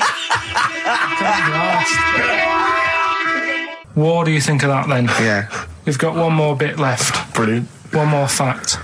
The French, right, when they were at war, David Sharma, I just imagine him just introduced it. It's amazing. Which war was this? it was still the World War... One or two. World Go War on, II. it's 50-50, go on. yeah. Right, World War II, what the French did, everyone needs a code. Everyone needs a code. Yep. A code when you're in the army. This is and a that. Disney song. Right? And to sort of give the go ahead if you want to go into battle and stuff. Okay. Right? So, Needs a code. but the weird thing Game is, show. right? The weird thing is, do you know what theirs was? Go on. Do you? Yeah, I know what it is. It's So what a bit was weird. the French code? For what? To sort of say, right, yeah, go on But they had more than one. on this day. But I don't know what day it is. On All this right. day. And what, it's like saying, what am I thinking of? What was the battle? What was the... Okay, so all right. What? Look at him, look, he's genuinely confused that I've asked this question. Right. It was No. If you ask me a question, ask me the question correctly. What was the code for battle during what battle? World War II. No, that's not a battle. That's a war. Yeah, it was in a war. Yeah. I don't know what to do. He confuses people. All right. Okay. What was it, Karl? What was the Yeah. code? What was are the you French thinking code? of? Right. John's got a moustache. What are you talking My about? lungs are gonna burst. That was a code that the French used. I just think it's a bit daft, right? because you could come up with that by mistake. yeah. Two French blokes talking in the trenches, and they see a major walk past, and they go, "Oh, look, John's got a moustache," and they all go and go, "No, I was just talking. What are you talking about?" Well, the way I don't think that's a good code. I'm not. I don't believe it is the code. No, it is, seriously. And what? It's just would it have been said in French? Yeah. Okay. Yeah. But Guess in. Yeah. No, but What? you see, I can't even be bothered. What are you saying, Karl? Because it's not a very good code. Do you know, like we've talked in the past about, things you don't see, and I said, an old man eating a Twix. You have to use that's safe. Because no one is ever going to see a man having an old man having a Twix. What do you mean? Well, use that as a code. Don't use a saying, John's got a moustache, that could crop up. And it's like the war's kicked off. How did that happen? Well, I said John had a moustache. Oh. Two French folks would never be saying John's got a moustache. Why would they? Because back then they were fashionable. He nearly makes sense, doesn't he? I assume it would have been Jean. Yeah. No, probably John. And how would this code have been? I mean, who would have announced this? I just read everyone? it. I read it like that, Steve. That's what was on the internet. This is a code that was used. John's got a Don't be moustache. angry with me. I know, but you're always asking questions. That's because I'm interested in history. Yeah. Go on, Karl. Got that right. Acid. I would sort you out with some science. Brilliant. I forgot the puns in mine, didn't I? I forgot the puns. Yeah. Go on. Right, so, you asked to sort of be taught some science and that last week after being taught about war. So, did some research. And, there's a few things. I think we'll just cover one of them now. Go on. We talked a lot about hairy kids. We have discussed that a lot. I love the fact that Simon Sharma has never started a programme like that. The Jacobites. We've talked a lot about hairy kids. Go on. It's a little bit. I mean, it's not your traditional science stuff, but it's still interesting, and it's a little bit. It's still. Yeah, we've talked about hairy kids. We have disproportionately, honestly. I think this show's talked about hairy kids more than any other radio show. Well, it's one that. Sorry, I noticed both of you there dropped the H or the H or however. I had to. So airy kids, hairy, hairy children, not sort of airy, kind of light-headed or. Yeah. Well, there was the case of the one who lived in China. Yeah. And which was weird for two reasons, wasn't it? Yeah. Well, go on. One was like he was covered in hair. That's already weird. And the doctor sort of checked him over and said, well, yeah, he is hairy, but he's quite healthy apart from he had a little bit of eczema and a boil. That was the main bit of the story, wasn't it? Yeah. But this one, right, we have sort of talked about it, and you weren't having any of it at the time. What? This next bit of science I'm telling you about. Go on then. Right?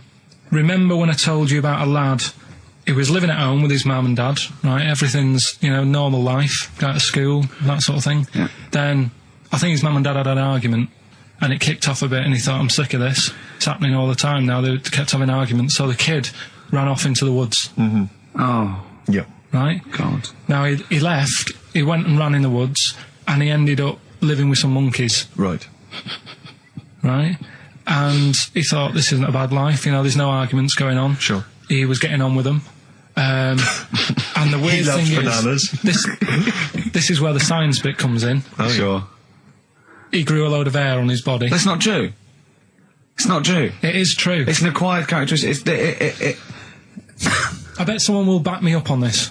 But no, you can't. You can't grow hair like that. You might get a little bit more down here. They might the erectile tissue might, they won't fall out as much. That would, but you don't actually grow a big mane if you're cold and you're a human. Well, he did. This lad did. I know it sounds a bit strange in that, but he was living with the monkeys, and because it was cold, his body reacted to it. Listen. He was no hairier than he would have been if he was walking around naked on a cold day, with or without living with monkeys. The fact that he was living with monkeys makes no difference. No, I know, but I'm trying to get, picture it in your head what it's like. Although Mickey Dolenz was always pretty hairy.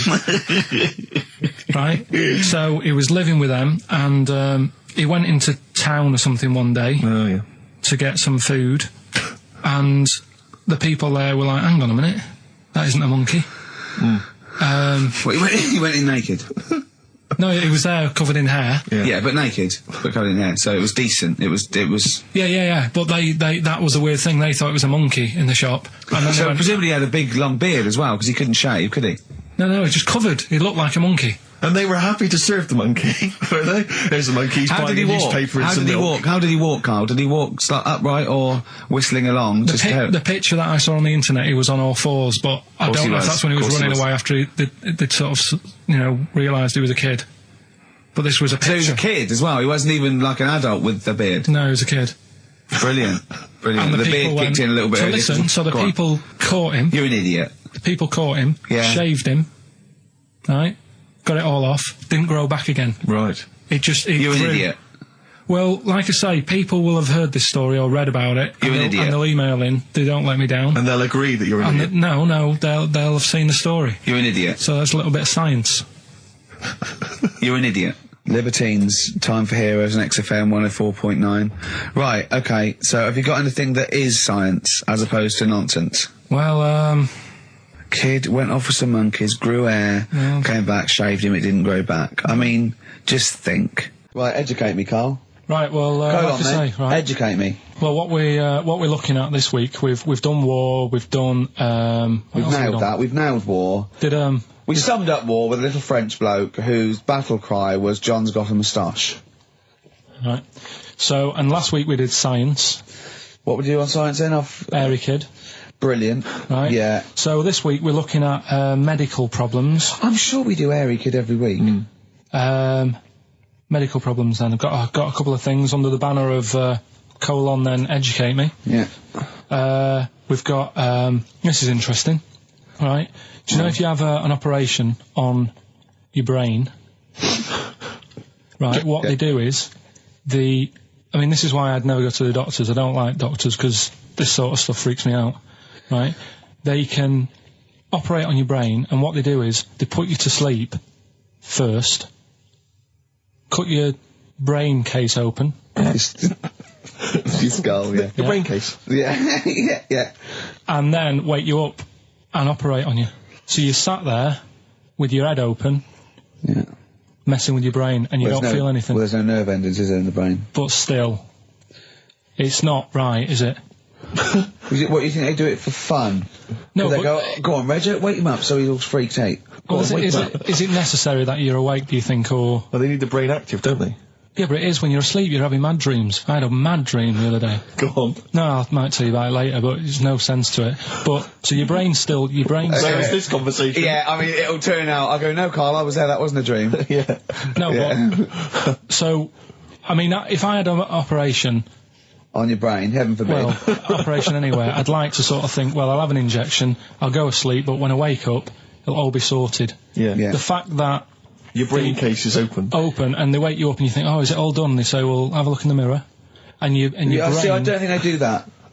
I don't think they try and frighten you when you're doing an operation. Yeah, I don't think that you go about your business and they sort of follow you around, dabbling. Yeah. No, but it's almost like they are having a bit of a laugh with you. Right, well, I'd just like to say now that they don't. Anyone who's going in for an operation on their head, do not ever listen to anything Karl says. Why have you got to be awake? Because you'll be bored anyway, you'll be sat there. They give you a telephone directory look, and they say, look how many Macs are in there. That's the Scottish telephone directory. And, time flies when you're counting that sort of thing. No, but do you know, like, when you... What are you telling me? What are you I'm just asking saying me? how weird it is. It's weird, isn't it? It's like, do you know when you go for a haircut, right? It's a bit embarrassing. Well, I don't anymore, but when you go for a haircut, it used to be... You go for a haircut? It used to be a bit embarrassing when, like, they'd wet your hair and they'd make you have that sort of Hitler cut because your hair's wet, and I used to hate it, and I think, do you have to do that? Do you know what I mean? You know what I mean? Similar. It's very similar to open skull surgery. What I'm saying is, it's almost like barbers like to do that to make you look daft and feel daft for a bit, and there's women coming in and out, and you're sat there with a daft haircut. Yeah. And this is what that reminds me of. Do you think they do it in a shop window, this brain operation? I'm just saying, it's a bit weird. Why are we doing it in John Lewis's? Just so more I people love can the idea that that's what doctors are doing. Let's make this guy look a bit stupid. Yeah. Open his brain Look case. at the twatty look from his brain out of his head. Take a Polaroid, Reg. Take a Polaroid. Look at him. Look at his face. Right, clock his face when I give him the mirror. Get this on camera. Put his fake nose and glasses Sorry, did you teach me something then? Was that educational? I taught you that your brain case can be open with your awake, and you just sat there sort of letting them get on with it. Brilliant, I've learned that. I'll never forget that. Right, go on. Anything else? You'll love. Let's play a song, because the next one is amazing. What? Even more amazing than that? Yeah. Play a song? Yeah, bit of Bowie. No email still, by the way. No, I don't think it's working. It's not working today. Lady Stardust. We'll have to do a phone-in for Rockbusters. Off the Ziggy Stardust album. Alright. So, we'll move on to this next one, right, which is brilliant. Dead short story, so... Right, old woman, about 70 years old. Yeah. She's normally fit and healthy and stuff, nothing wrong with her, she's having a good life. And one day, she goes for a check to the doctors, just to check herself out, because she's getting on a bit. Yeah. Says, take your clothes off and that. So she does, and checks her out, says, yeah, you're looking good, turn round, he said, oh God. He said, you got a tumour on your buttock. Right? So she goes, oh, what, can you do anything to sort it out? So they go, yeah, we could book you in for an operation, it's best if we remove this. Books are in for an operation day comes, strip her down and that, they're all stood round, the doctors, start to operate. It only turns out it's a pork chop that she sat on 5 years earlier, and it had stuck to her buttock. Right, Karl. I can forward you. I'm not. Right. No, listen. Serious. Right, okay, Karl. I'm telling you now. I'm leaving. I'm never doing this show again. No, I'm serious. Honestly. You're talking. I've never had such. You are. Play a record. I couldn't believe it. What do you mean you can't believe it? Stop the record. Right, okay. Right, what do you mean you couldn't believe it? No, when I read it, I said, I've got to tell Ricky This woman had a pork chop stuck to her arse for 5 years, you mental case. Of course she didn't. Doves, caught by the river. People are going to think you're thick, Karl. Well, they can think what they want, because if they do their own research, they'll probably find the story. Because it won't have happened that many Karl, times. think about it. I mean, how could an old woman have a pork chop stuck to her arse for 5 years? She said she couldn't remember even making one, so she was as surprised as the doctors were. But hold on though, she presumably must have sat on it naked. Yeah. Didn't that bring back any memories? No, it's weird, but... Karl. But why would it stay there? Why wouldn't it fall off when she had a bath or a shower? Grease. What about a bath? But why didn't the doctor realise that when he first looked at it? Yeah. Was he not paying attention when he said, I think he's a tumour? Karl, listen, think about it. A pork chop stuck to your arse for 5 years. You're naked, you sit on a pork chop, you go, nothing. Yeah, no, there's nothing weird about that. I can't feel anything. Even if you had a dead leg, the time you that pork chop, what else you got dressed? Well, she might have not done that much. She's old, she probably just sat down and didn't move for a bit, and over time it's stuck, and then... What do you mean over time it's stuck? Do you think the longer something there, the more it stays there? Look, I know that's why the pork chop goes, well, we've been here a year, we're not going to move now. I don't think we're going to move now, but I'm quite, attached to this buttock. I think I'll stay here for another 4 years until some doctor works it out. I love the idea they got her into hospital, they gave her the bed baths, they got her ready for the operation, they laid her out. They were just right to take get the scissors or the knife, make the incision. Hang on a minute. This is a pork Bring me a frying pan. This is a pork chop. What we have got though is Educating Ricky, haven't we? Well, another one of my little things. Oh, it's brilliant then. So how long's this going to last before you want to get ditched this? Well, we'll see, a couple of weeks. It's not like that, Karl. It's all one. It's one love, man. We're on the same team, man. Yeah, we're just one voice, man. One true voice. Like those lads. Yeah. They could play. Right, well, the Educating Ricky, They could play. Well, why don't we play a record and come back with Educating Ricky? The Wind, Cat Stevens, we need to get the jingle queued up as well. Yeah, I'll get the jingle queued up, No, yeah. I haven't got Neil Young lined up yet. No, not you, young Cat Stevens. I gave it to you. No, we're not playing that yet. Can we just play a record? No, This is just sounding rubbish. Well, I told you to. See, so why aren't you playing the record I told you to play? Because we've just had something chilled, right, from Tupac. Let's lift it up a bit now with a little bit of blur. Right? Come on, play it. Oh, am I sure? I just have. Crazy beats there on XFM 104.9. Right, we're going to do Educating Ricky instead of Rockbusters. Incidentally, on the subject of Rockbusters, we've just had an email from Phil. He says, I could do with this week's rather shoddy array of prizes, as I'm doing a car boot sale tomorrow and need a bit more tact to fill the table. Probably send it we might as well do it anyway. Yeah. But Educating Ricky, it was a feature. Well, actually, about a year ago, I started a feature called Educating Karl, because we found out he had 1 E at O level at history. And I'd educate him on things like Rasputin, things that I thought he'd be interested in, you know, Winston Churchill, some of the greats, some scientific facts. And then I said, it's your turn, and he started telling me about people born without legs. Some people have got a funny eye. There's a woman whose tongue's longer than her arm.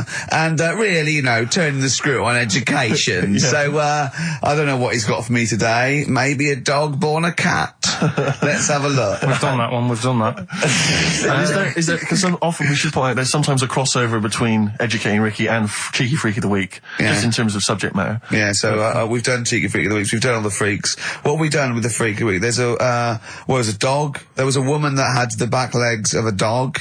There was last week. What was last week? It was the girl who was born with 4 eyes, 2 mouths, and 3 legs. Sure. You weren't that impressed. So I thought, if we've got to that and it's not impressing you. We are a tough audience, I admit. Let's move on. Is there a jingle for Educating Ricky? Educating Ricky. Oh God. You've told me Educating Ricky. Very similar to some of the other jingles I've done. Yeah. Well, they're made by the same people. Yeah.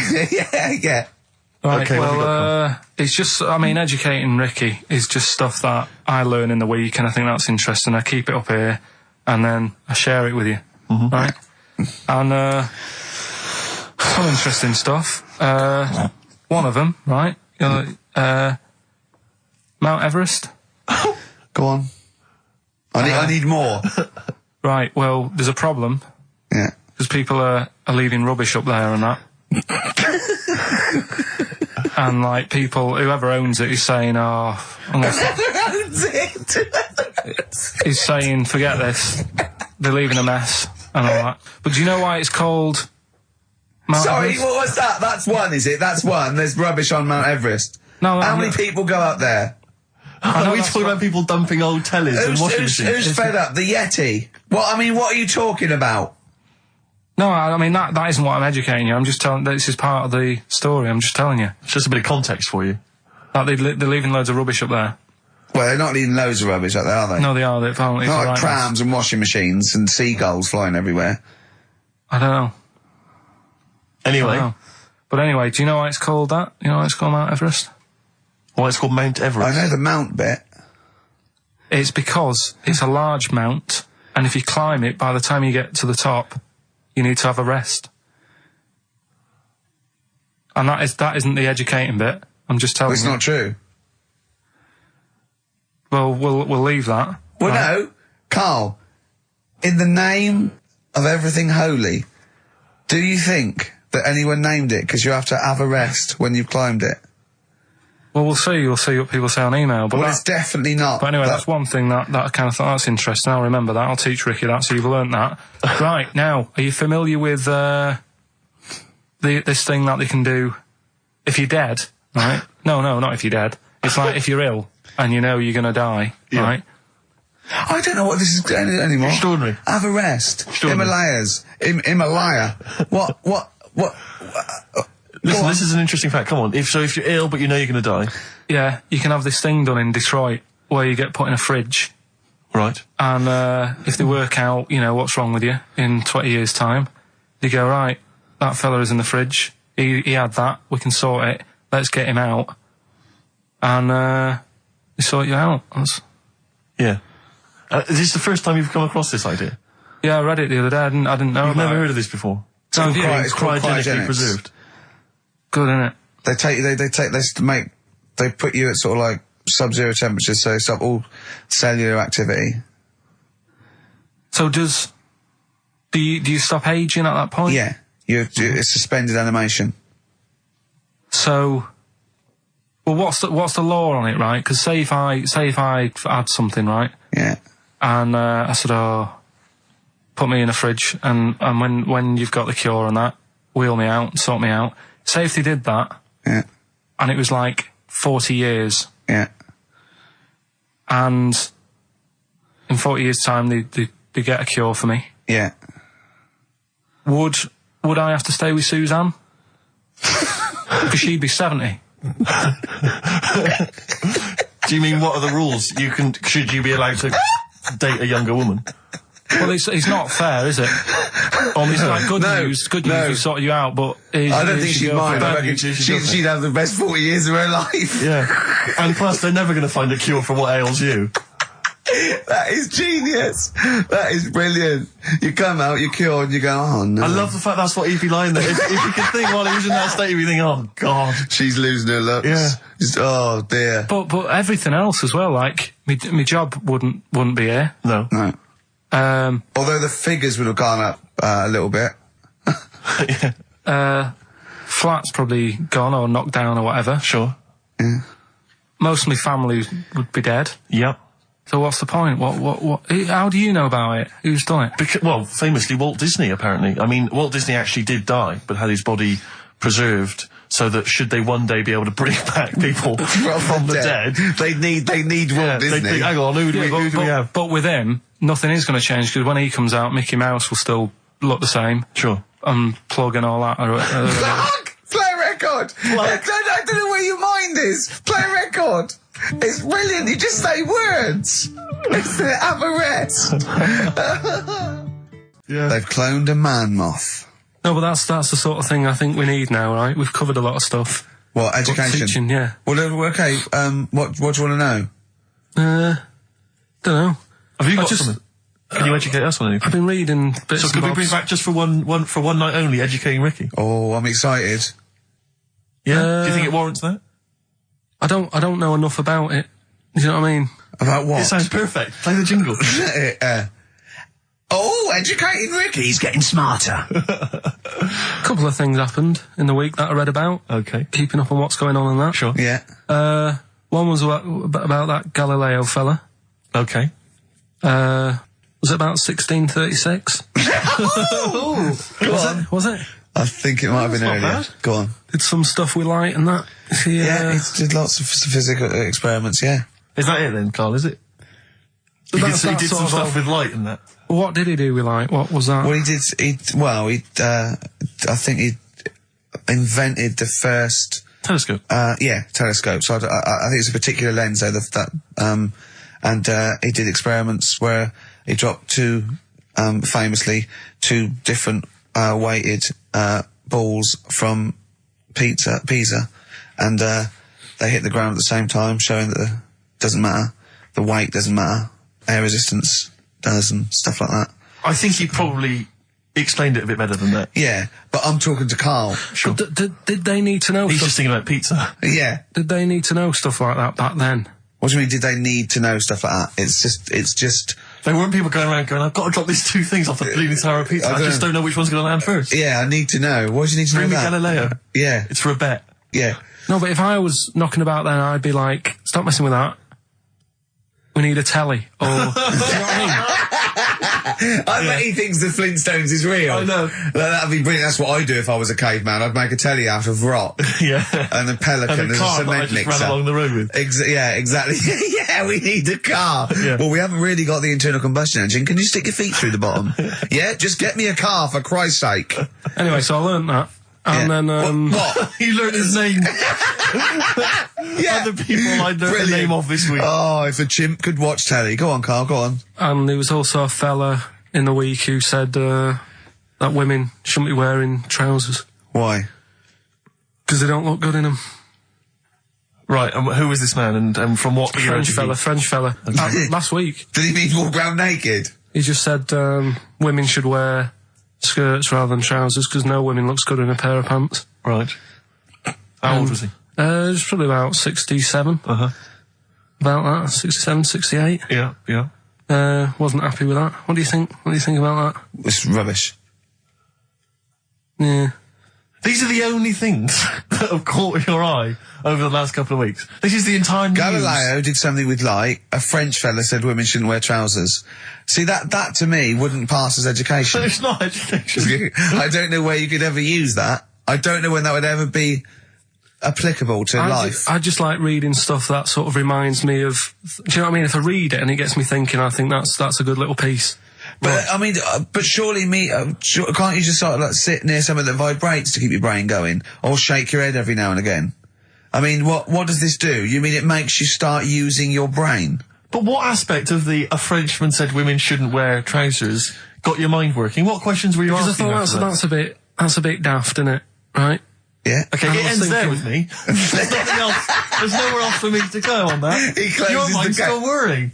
Yeah, go on. What did you think? Let's go through this. Oh, I wish we could download his thoughts. I know. Just watch it. Yeah. Wouldn't it be great, like a DVD? Like a cartoon. Imagine that extra footage on the Office DVD. Yeah, Karl's brain. That would be with amazing. Oh, with a commentary. Go on. Women wearing trousers and that, right? On the estate that I grew up in. Yeah. On, right? There was a woman about 4 houses down. Right? Rough. She's the one She was, or the estate? She was, right? Yeah. She's the one whose kid took a horse into her house. Yes. Right. Now, we won't go over that again. No. If you're a new listener, I think we covered. I think they get That's the all you idea need to know. Right? Yeah. Now, she used to wear leggings. Yeah. Now, they're a bad idea. They are a terrible idea. I agree with you there, Karl. If you're a lady of What the colour? normo Were persuasion... they pink? No, they were sort of black, but with all bits on them. Oh, right. You know what I mean? What, toast and Just horse bits. droppings? Yeah, go on, yeah. And she used to, she's quite a big woman. Sure. Pauline Quirk, I think Yeah, we described her as. Look like a light bulb, which It was is those bending kind of over in women that are leggings. attracted to leggings. Yeah, I know, yeah. They are drawn to them like a moth. to a flame. Yeah. She used to wear them, and that's what I remember when I read this piece. She used to work on one of those sex line things. Right. She used to do that. But What, was she, an engineer? the weird thing with her was, she had big eyelids Right. Go on. that were too big, and this is what I was thinking. What right? do you mean she had big eyelids? How big do eyelids have to be for you to go, they're big eyelids? What was she shoplifting with them? Would she come out of Dixon's with, like, radio stored in them? What do you mean she had No, big eyelids? It was another one of them popular things around our way. Do you know? Like, What do you mean popular things? They didn't people go, have they go, oh, I tell you what, they're all the rage. Can I get some big eyelids, please? No. It was just like one of them things that people suffered with. Just big eyelids. They could hardly open their eyes. What do you mean? What do you mean? That's one of them popular things around where I grew up. People had big eyelids. They could hardly open their eyes. What does that mean? What sort of freak town were you born in? You had webbed feet people with big heads. You got women with big eyelids. What does big eyelids mean? Are you confusing her with the horse? Yeah. Did she have hooves? Look, what? Just too much skin. It was like the neck of a chicken, but on the eyes. What's your point? Anyway, so there's this big eyelided woman with the And leggings. that's what I'm saying to you, though. That's when I read that story with people with trousers. Yeah. I went from that. Yeah. To into a that. woman who used to have big eyelids. I still know the point. But then, and also the other bloke who had the eyelid problem was a mate of mine. Right. His dad had it, and same problem, massive eyelids. I don't know what that means. I don't know what that means. I used to say to my mum, I'm going round to Dave's house. Yeah. And Or to say, Droopy, well, as you call it. that's all right, but make sure his dad doesn't take you out in the car, because he could hardly see. He had to have his head. He gets to tilt his head back to keep his eyes Make open. sure! Did he have a couple of matches with him at all times? Oh. What a load of gobbledygook. I know. But this began as educating Ricky. I know, So it's what, like he was people thinking, with eyelids. But it's like you're supposed to make that leap as well. Yeah. If I mentioned the trousers, Ricky will probably be thinking about people with big eyelids and women wearing leggings. Play a record, Karl. Got nonsense. Adverts. No. Oh, all right. Before we move on, was the Sharks article interesting? Did you learn anything? It's pretty good. Was it? Go on, Yeah, what I'll was teach it? you something about that later. Oh, okay. Is this educating Ricky? It wasn't, but I can teach you a bit. Yeah. All right. That's good. Play some ads and that. Play some ads on a tune, and then have we got maybe a competition? Yeah. What have we got? We're all looking forward to that. All right. Fortune Faded, Red Hot Chili Peppers on XFM 104.9. I'm Ricky Gervais, with me Steve Merchant and Karl Pilkington. Back for 2 hours a day, then a Monday off. Conning the management, baby, and sending this station spiraling down into the depths for his greed and selfishness. Yes. Okay, Tell you what I read about. Sharks, monkeys, or jellyfish? It's 10 past, isn't it? We haven't done a little bit of knob news. No, Right. we haven't done knob news, no. But It's been 3 months. It's been 3 months coming. There's this thing. I don't know the full story. I don't know how it happened, right? But little Russian fella. Yeah. He was sort of having sort of emptying his bladder, right? And somehow electrocuted himself. Right. And sort of did a bit of damage. How did he smashed onto some live wires or something? Something like that. So Did anyway, it damage to himself or to an electric fire or something? no, to himself. To himself. Yeah. And so the doctor Didn't slip and curling tongs went up his arse when he was pissed, because that's happened a lot. In Yeah, we've all been hospitals. We've all shoved the old curling tongs up the arse when having a piss. right. So I can't even be bothered. No, go on, we're interested. We're interested. Come on, we're interested. Don't You give can't up. be bothered. You get Mondays off. Do some work. Right. So anyway, so the doctor says, "Oh, it's not looking good. We'll have to take that off." What? And he's like, A knobectomy? Yeah. Really? But the funny thing is, right? Nothing funny about that. They've done. You're doing me head in. Just tell the story. Just doing me head in. Oh, you can chill out on Monday. I've only got 15 minutes, but I'm going to talk to you every Saturday. I'm going to get the money's worth out of this, because you get Mondays off, and I can't bear the fact someone getting away with something like that, because it's terrible. So you're going to stick this out, or you're going to have to work Mondays. So take it on the chin, right? Okay. Just finish the story. Yes. I command you. Just do it. Anyway, so they said, he said, you know, will you be able to sort me a little knob out? A prosthetic Right? cock, Yeah. But they put him out for the operation. Yeah. He woke up. Yeah. Right, and he's thinking, oh, thank God that's over and done with. Yeah. They've only grown it on his arm. What are you talking about? You twat. Shut the you're an idiot. What do you mean they've grown it on his arm? Apparently, like, that's the way they do it. Oh, yeah, but to then put it on, that wasn't a mistake. It wasn't doctor going, does it go there? Some bloke I didn't do a degree. Are you a real doctor? Yeah, yeah. But why put it there? Because it's got to grow, it's got a graft there, so they can control it. To skin tissue. But on your arm. Well, But they're On going to your remove it back from the arm itself. What do you mean on the back? on your back. Somewhere, well, we can't wear a t-shirt. Yeah, but you could have a ridiculous. He's in hospital. But this way you can still have a little tug, can't he? But they'll leave it there for quite a bit. It's not... Do you know what I mean? It's not going to be like, oh, it's just there for a few days. Yeah. It's there for a bit. That's not good, is it? So he's got a cock on his arm. Yeah, what's up with that? What do you mean, what's up with that? Well, I mean, we could say it's a thumb or something, couldn't he? Yeah. But they remove it. Be good And for attach hitching. it down below later. If you had a knob instead of a thumb and you went hitchhiking, just tickle it. And they can see it like a mile down the road, couldn't they? Boasting.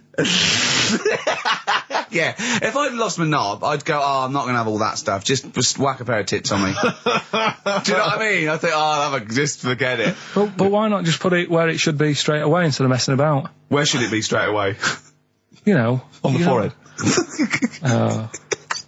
Listen, are we doing a competition? Let's then? play I a can't be tune. bothered. Let's Come on, just Karl, you can't be bothered. Right, Bit okay, of we're rainbow, going to bit of scrap rainbow, this yeah? and you're going to work Mondays again. Well, let's see if this is enough. Let's see if Alright, this, okay. if Trevor McDonald just read this on the news at 10, it'd be shorter and you get back to the football, whatever. Yeah, all the There we go. And here is the news at 2:15 with Karl Pilkington. Bong. Man who walks backwards around lake falls in. Bong. Chinese woman eats dirt. Bong. Man lives in rubbish dump for 10 years. Brilliant.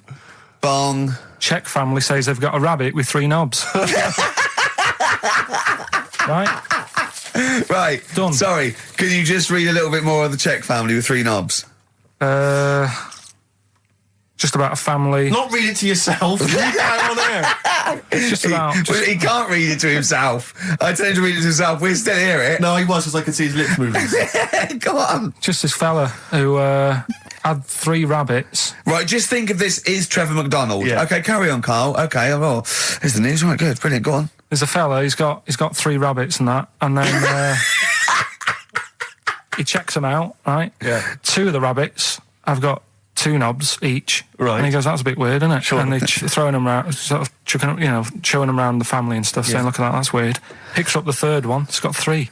Yeah. So they ate the 2 with 2, because they thought they best keep the 3rd one, because a little bit lucky in that. Yeah. It is lucky. 3 knobs there, yeah. Now here's the sports news, and that's how it would work. Yeah, okay, brilliant. Well, read about the Chinese woman who eats dirt. I'm interested in that. That's it. That is the story, isn't it? What more do you need to know? It's Well, just I want to saying, know a little bit more. Can you just embellish it? 78-year-old Chinese woman. She says she's 78. Makes you wonder. Yeah. With my theory. Karl's theory is that Chinese people don't age well, and so those Chinese people that are saying they're 112 are really only 33. That's why he doesn't want to be recognised, because he doesn't want to walk out from here into Chinatown. Yeah.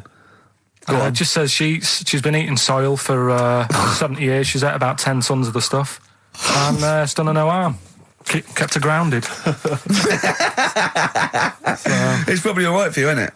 Because it passes through, doesn't it? Yeah. Well, they say, don't they, if you're having a kid, let it play in soil and that, because... Well, that's to get it immune, yeah, to get yeah. But lots of, like, things with sort of birds and reptiles sometimes swallow soil and stones because it grinds up stuff, breaks down cellulose for them. Doesn't do you any harm. All right, then. One more fact from this book for you, Karl. Apparently, officially, the Second World War is not over. It's not actually over because there's never been an official treaty signed between Germany and Russia. So it's still going on. Interesting or not? Not as good as the monkey one and the woman who eats dirt. And the Peter the Great and that. Sure. But, yeah, it is over, isn't it? Isn't it, though? That's what I mean about you annoying me with stuff that you go, oh, that's interesting. I don't think that is interesting. Okay. There was, what was it I learnt? What was it I learned? Think of that as a question. Well, we're all trying to figure that out. Yeah, go on. Leonardo... DiCaprio? The painter. Da Vinci. He could write with one hand, draw with the other at the same time. Right.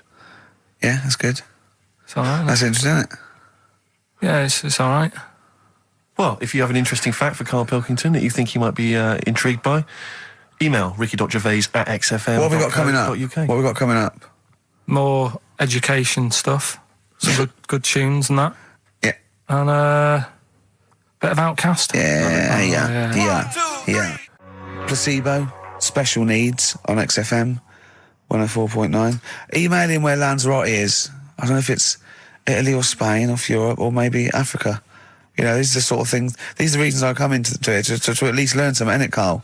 We've stopped educating Ricky, so I've stopped learning, you know, about things like the woman who ate mud all her life. I told you something before when we were in the office. What was that? What did you teach me? They've just counted how many fish are in the sea. No, they haven't. They've just done a census. A census? What, of fish? Yeah, some fellas have gone in the sea and they've got to work out. There's about... Mrs. Spratt, is this your son? No, he's a lodger. Okay, well, let's mark him down. That's 2. Oh, I've lost count. 6 million, 4... Oh, darn. So how many are there? About... There's a lot. Oh. Well, there are more species of fish than bird, mammal and reptile put together. Can I ask a question? That's on my DVD of animals. That's still available in the shops. Probably find it online. You'll get that slightly cheaper. $15.99. What? Go on, ask me a question. Features of Ask me a which question. includes Karl's Pilkington's also on the DVD. Yeah. That's a perfect Christmas gift. Yeah. Go on. Yeah, this is a question. I was discussing this yesterday. This is not a bit of shit. This is not a joke. I genuinely have always been slightly perplexed, and we were discussing it last night. The notion of the birds and the bees. Yeah. Now, I don't mean, you know, the birds and the bees. I understand now. Why they use the birds and the bees? Yeah, because, well, you see, I always, as a child, I assumed the bees were having some kind of relations with the birds. No. So what is there anything to do with the birds and the bees, or is it literally, just like a euphemism? It's just, the birds and the bees. No, but they... Do the birds do anything with the bees? No, not at all. It was where they just take them out, it was where parents used to sidestep the issue by saying things like, you know, when a lady blackbird and a man blackbird, they meet, right? They make a little nest. And then because they're in love, they have an egg. Yeah. And that was it. I understand that. That makes sense. But why the bees? Why the birds and the bees? Well... Probably, I don't know. I don't know. You see, within nature, forgive my ignorance, within nature there is no relationship between bees and birds, is there? No, not at all. No, not at all. Nothing's going on. But probably what it was, if the parent found it hard to say, daddy puts his penis at mummy's vagina, it was much easier to say, like in the insect world, billions of them queue up and just fill the queen with spunk for about a day. Sure. Thus avoiding the embarrassing intercourse. Exactly. That's what I think, Karl. What do you think? Were you taught about the birds and the bees? Did anyone bring that up with you? No, it was just in that class, wasn't it? When they put a video on. That's what we had. No, we had a film. And they just said, I watched that. And then... what film, though? Basic Instinct? It was just like, two people. And all sat round the telly and watched it. One girl fainted. And they said, right, that's that. Next week, prisms or whatever. And did it teach you everything you needed to know? Well, how much do you need to know? Yeah, true. No, true. Except one kid in my class still thought a baby came out of an arse. Afterwards, he didn't understand. I think what they should have shown on those videos is technique as much as anything. Yeah, I suppose so. Because it was largely just instructional. Wooing. Wooing. What it didn't tell you was how to get into a position where this might be of some interest. That should have been the first 4 weeks of the course. Yeah, well, obviously that baby who had the kid who had a baby. What was going on there, Karl? That was weird. Did you see that? Yeah, that was going to be your favourite programme, wasn't it? Yeah, it wasn't that good in the end. Why? You told us about this story ages ago, didn't you? Ages ago. I told you about a year ago about a baby that had a baby. Yeah, it's a bit different, the baby that had a baby, isn't it? Whereas a Siamese twin with a breech actually just, developed inside him for, it wasn't even developing. It was a twin stillborn that just was inside, enveloped in the other one's body. So it's a little bit different to a baby what had a baby, isn't it? Yeah. Actually disappointed he was. Do you know what he said to me? He went, well, I thought it was going to come out. And go, oh, bloody hell, I'm 7. What a waste of my life. Like he'd been in there going, oh, hello? Hello? I'm 7. Idiot. Yeah. Yeah, a bit disappointing. But there was a programme on after that, right? At 10 o'clock on Discovery, and I haven't got Discovery. Oh, it was about... good? Oh, I didn't see it. This is it. Yeah. I was going to say to people, if they've got a copy of it on tape, if they can send it in. What was it? About a baby with 4 legs. Right. That was on at 10 on... It wasn't a puppy? No.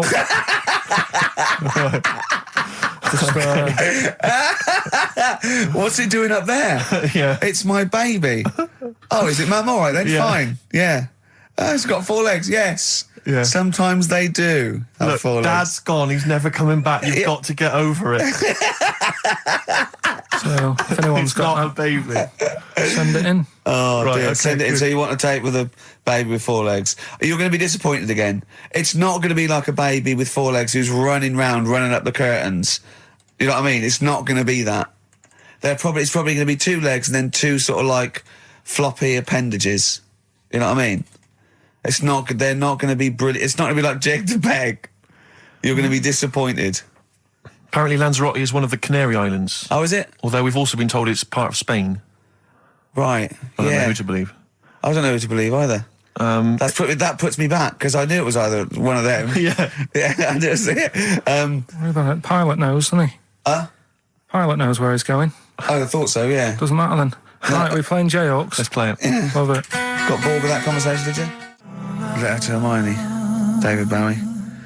Well, we've had the most convincing answer that it's about 290,000 actual words, but possibly 3 million in our vocabulary, using all jargon and scientific stuff and all that. Sure. 290,000. Still a lot, isn't it? It is a lot. We know so little, don't we? Apparently the average person has about 20,000 words in their is it? vocabulary Right. and uses maybe 2,000 a week. Really? Yeah. Karl, obviously, slightly bringing that average down. Karl, what do you think of that? Single figures. Doesn't matter, get by. Why have you got to use longer words messing about and that? I told you. That word about old, anti-dipuian or something. Just say old. That's a bit old, isn't it? That's a bit anti-dipuian and that. What's the point? Yeah. Get to the point. Sure. Busy.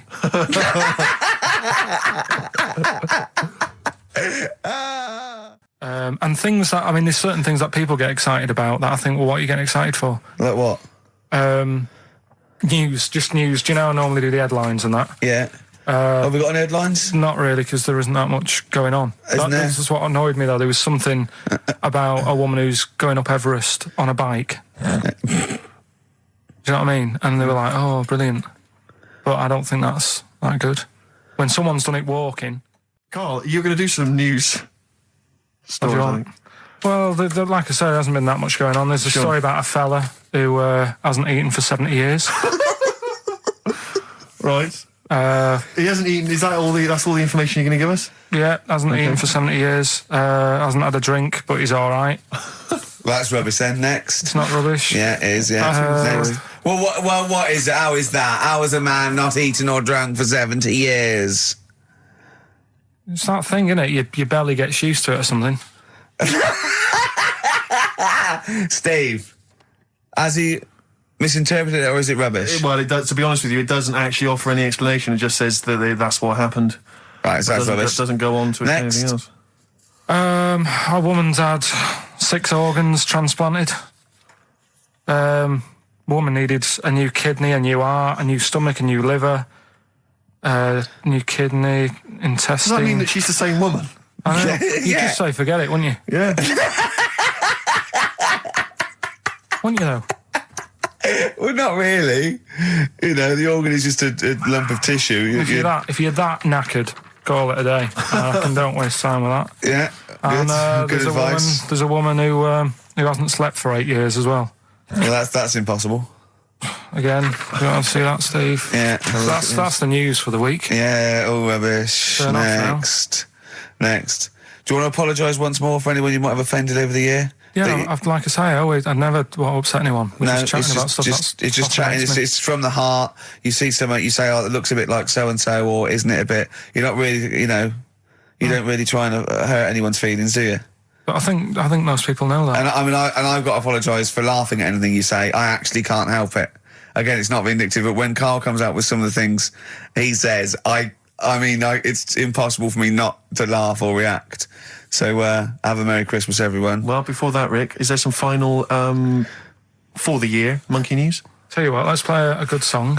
Okay. Right, we'll have a bit of monkey news, and then that's it. A bit of Amy Mann, then. Perfect. Yep. Brilliant, this one. Snow Patrol and Run on XFM 104.9. I'm Ricky Gervais. With me is Stephen Merchant and Karl Pilkington. Yep. That's 3 for 1. I don't know. All right? Exciting. News. Breaking news is that there's only 2 more weeks of us before we have to go away on a little extended break again. So can't give any more details yet. We don't know when we can come back because we don't know what we're doing. We're going to America. We're doing the Golden Globes, and then we're going to watch the Office pilot being filmed. Yes. And then we got bits. I'm doing a bit of a tour, so it'll be sort of the summer times probably. Yeah. I'm saying it like they care. Oh, they don't give a damn. Do you know what I mean? Don't give a I damn. sometimes think that because you think, you don't want to let down the people, you want to keep it consistent, you want to give, but really, I know I like doing this more than anyone listening. Definitely. Do you know what I mean? Definitely. I love coming in, I love squeezing Karl's head. Yeah. I love playing some records. I like sort of sitting in the room with you. I know you love it. Oh. I can't wait. I can't think of anything else I'd rather be doing on a Saturday. Yeah. So we got our Saturdays back though. Yeah, that'd be great. I mean, my alarm went off today, and I was a bit tired because we had a couple of drinks last night, didn't we? Last night, yeah. We had party. We're party animals. I've been looking for an office this week, as you know, and it's so stressful. Just walking around, just talking to agents, and right, okay. So my method is this, right? I walk around the area that I want to be an office in because I don't want to hear anything else. I don't want to, you know what I mean? So I walk around. To be fair, it is about a square 500 yards. Yeah. Right? It's sort Your of house is in the centre. yeah. I walk, and so I walk around and look at placards. I go, that's a nice office, and I phone them up. There's loads of different people I'm dealing with, right? And they went, we got one in so-and-so street. I think it was 5th Street or something. I went, I went round to, I'll see you there in 20 minutes. I got there. You were there, if you remember. I looked round and I said to Steve, it looks all right. There's no pawn shops or anything like that, right? And Steve went, well, it is next to a brothel. And I looked, and there on the next thing, model, first floor, Susie, 03. I thought, and I phoned him and I said, do you know what? don't bother coming here. No, I said, no. I said, because it's next to a brothel. He went, yeah. I went, right, okay. Just for future reference, I don't want an office literally next to a brothel, right? When I go to work, I don't want to walk past prostitutes. Call me old-fashioned. Yeah, right? as you're going into work, there's a prostitute. Yeah. Morning. Morning. Oh, she's got a cappuccino. Yeah, Starbucks, yeah. Business good? Yeah, it's a bit slow at the moment, but it picks up later this evening. Does it really? Good. And I said to him, I've got so my New Year's resolution is being like a little fascist when it comes to business. And I said, also future reference, no crack dens and no wild animals in the porch. And I just can't believe it. There's always something wrong. We went to one, right? It got there, right? And a woman said, "Oh, I'm new here." She didn't know what keys she was using. And she went, "It's the 3rd floor." And she went, "There's no point. We won't both get in the lift." I went, "Right. Will you get a desk in the lift?" Right? She went, "I've got a chair in the lift before." Brilliant. So, just find me an office, Rathbone Place, sort of Percy Street, Charlotte Street, Dean Street. Yeah. Yeah. 1st or 2nd floor. I'm worried we're going to get emails from estate agents, phone calls from them. You know what those people are like. But I don't look at the emails. True. Fair enough. So, play a record. Sexist. Joe Jackson, different for That's girls. why he's not in the charts anymore. I can't believe it. Unbelievable. You were talking about renting an office. I'm a little bit intimidated because I'm just at the moment thinking about trying to buy a flat or something because I'm just tired of pissing money down the drain every month. I know. Yeah. And but I'm really petrified. I've put it off because I'm really gullible. When I'm confronted with anyone in a suit who sort of knows what they're talking about, they can sell me anything. I'm intimidated. It's like, you know, you're supposed to go in there and you're supposed to sort of act like you're the guy with the money. This is what I want. This is what no. But I go in there and it's like I'm afraid they're going to say, "Clear off. I don't want to sell you a house. I'm not interested." Have you ever thought of like really putting on sort of like some sort of cool air? Like, sort of like kicking the door and going, "What's that, Oak?" Is it like, you'd be found out in 30 seconds, wouldn't you? Exactly. You'd go in there, you'd stub your toe, and they go, "What do you give? I've hurt my toe, Exactly, yeah. Brilliant. Just tapping the walls. Yeah, tapping the wall. What's the rates? What rates? I don't know. Well, do you remember, I don't know if I told you before, I wanted to buy a laptop computer, and everyone said, go up Tottenham Court Road, and I was reading like magazines and stuff, they were saying haggle, make sure you haggle, make sure you're planning to haggle, get the best deal you can. And I found a shop which was selling the computer I wanted, and I went in there, and I had this whole plan in my mind of what was going to happen. He was going to say, like, it's worth this. I'm going to go, well, look, I can get it cheaper here, I want to buy it from you, I'm going to haggle, and off I went. So I went in the shop, and I said, yeah, looking for this, interested in this Toshiba. How much is it? He went, oh, it's 1,500 quid. I went, sure. Okay. I said, I'll give you 1,300. He went, it's 1,500. And I said, sure, but I'm willing to give you 1,300. He went, 1,500. And I was done already because he hadn't even begun to haggle. And I was assuming he'd at least go 1,400 and we could start, but nothing. So now I was screwed. My whole plan went out the window. Yeah. What did you do? Just leave? No, I said to him, the thing is, I can get this computer cheaper down the road, but, you know, I like what you're providing here. I like your service. I've had good stuff about you. It was amazing. I said, I've heard good stuff about you. And he went, I said, seriously, I can walk down the street, I can buy it there for cheap, for like 1,400. And he went, well, see you later then. And I was like, right. So I walked out the place. I said, well, I'm going to have to leave then. And I walked out the place, and of course I wanted to get it from there because it was still the cheapest, so I had to walk back in again. I went, yeah. I've just had some second thoughts. Listen, I'll tell you what, I'll pay the 1,500. Can I get a free carry case? He went, the carry case is free anyway. I said, I'll take it. The carry case is free. I got nothing. No, but how much would you charge for that if it was on sale? Carry case a tenner. Well, let's just say it is a tenner. Give it to me for free. And he went, no, it's a tenner. And you went, well, you said it was free a minute. Yeah. It's just pathetic. That is lovely. It's having to walk out making a big statement and then come back in again. Oh, dear. So I'm really scared. I feel like I need someone to come with me and do all the talking. You know what they're talking about, because I'm not going to be able to tell if there's subsidence or if there's damp or. No, but you don't do that, don't I? Is that not my responsibility? No, you get a survey done. Sure. And they charge for that, and then you don't have to go around doing it yourself. Right. Could I make a saving if I did it myself?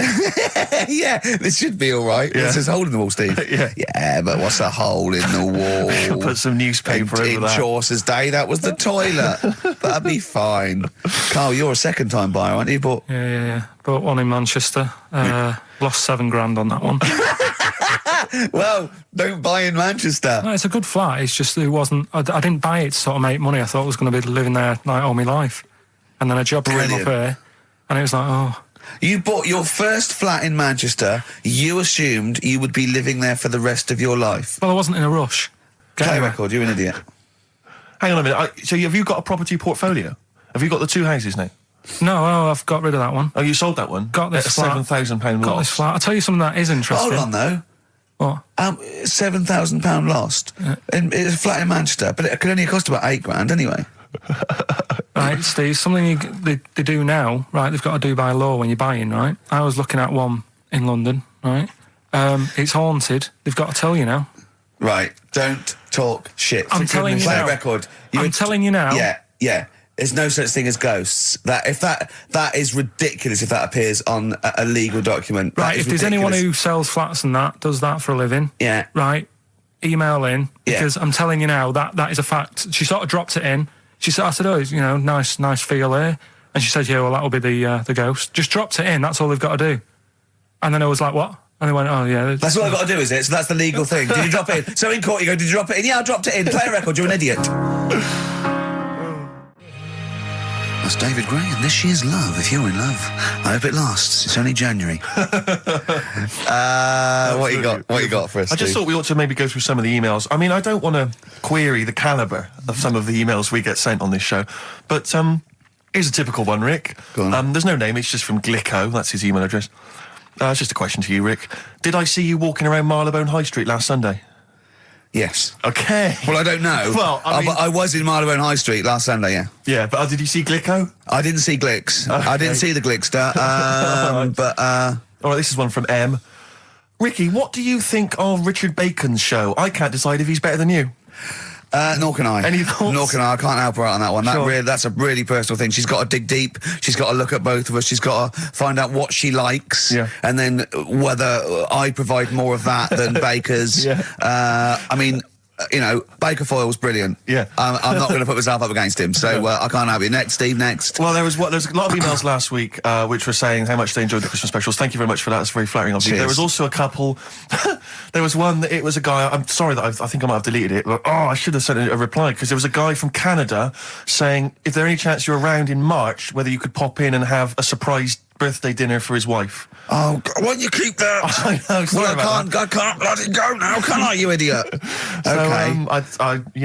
So, I really apologise for that. Yeah. There's also, this is interesting, this is more for Karl, really. It seems unlikely. Is it from a doctor saying you're an idiot? We've got plenty of those. I tend to delete them. Okay, all right, they're so common. yeah. Look at his face. No, it just says, don't like to complain, but I won the film competition about 5 or 6 weeks ago, and I haven't received my prizes. Oh dear, that's all Karl has to do Well, that's what on I the was show. thinking. We provide the chat, the records, the light entertainment. I mean, the glamour. Strokes of comedy genius. All Karl has to do is send out the prizes and say there was a monkey that was a bank robber at 5 to 3. Yeah. What's your Karl. excuse, Karl? Do you remember her winning? I've got all. What, are you calling her a liar? Well, I am, because I don't remember ever seeing. Right, he's calling her a liar. So, Joanne Ogden, you're claiming, is just making this up. She sent this in on a whim, trying to fool us and get some cheap tat. Wow. I don't believe that. I don't believe anyone would lie to try and get knowing me, knowing you on VHS. I really don't. Well, I'll look in the records, because we keep all the details, so... Do you know what I mean? Right. Well, one of you's in the wrong, and do you know what? Knowing you, Karl, I don't think it's Joanne. No. Has anyone else ever emailed in saying they haven't got the Loads of bag of times. crap? No, Loads they of haven't. times. They haven't.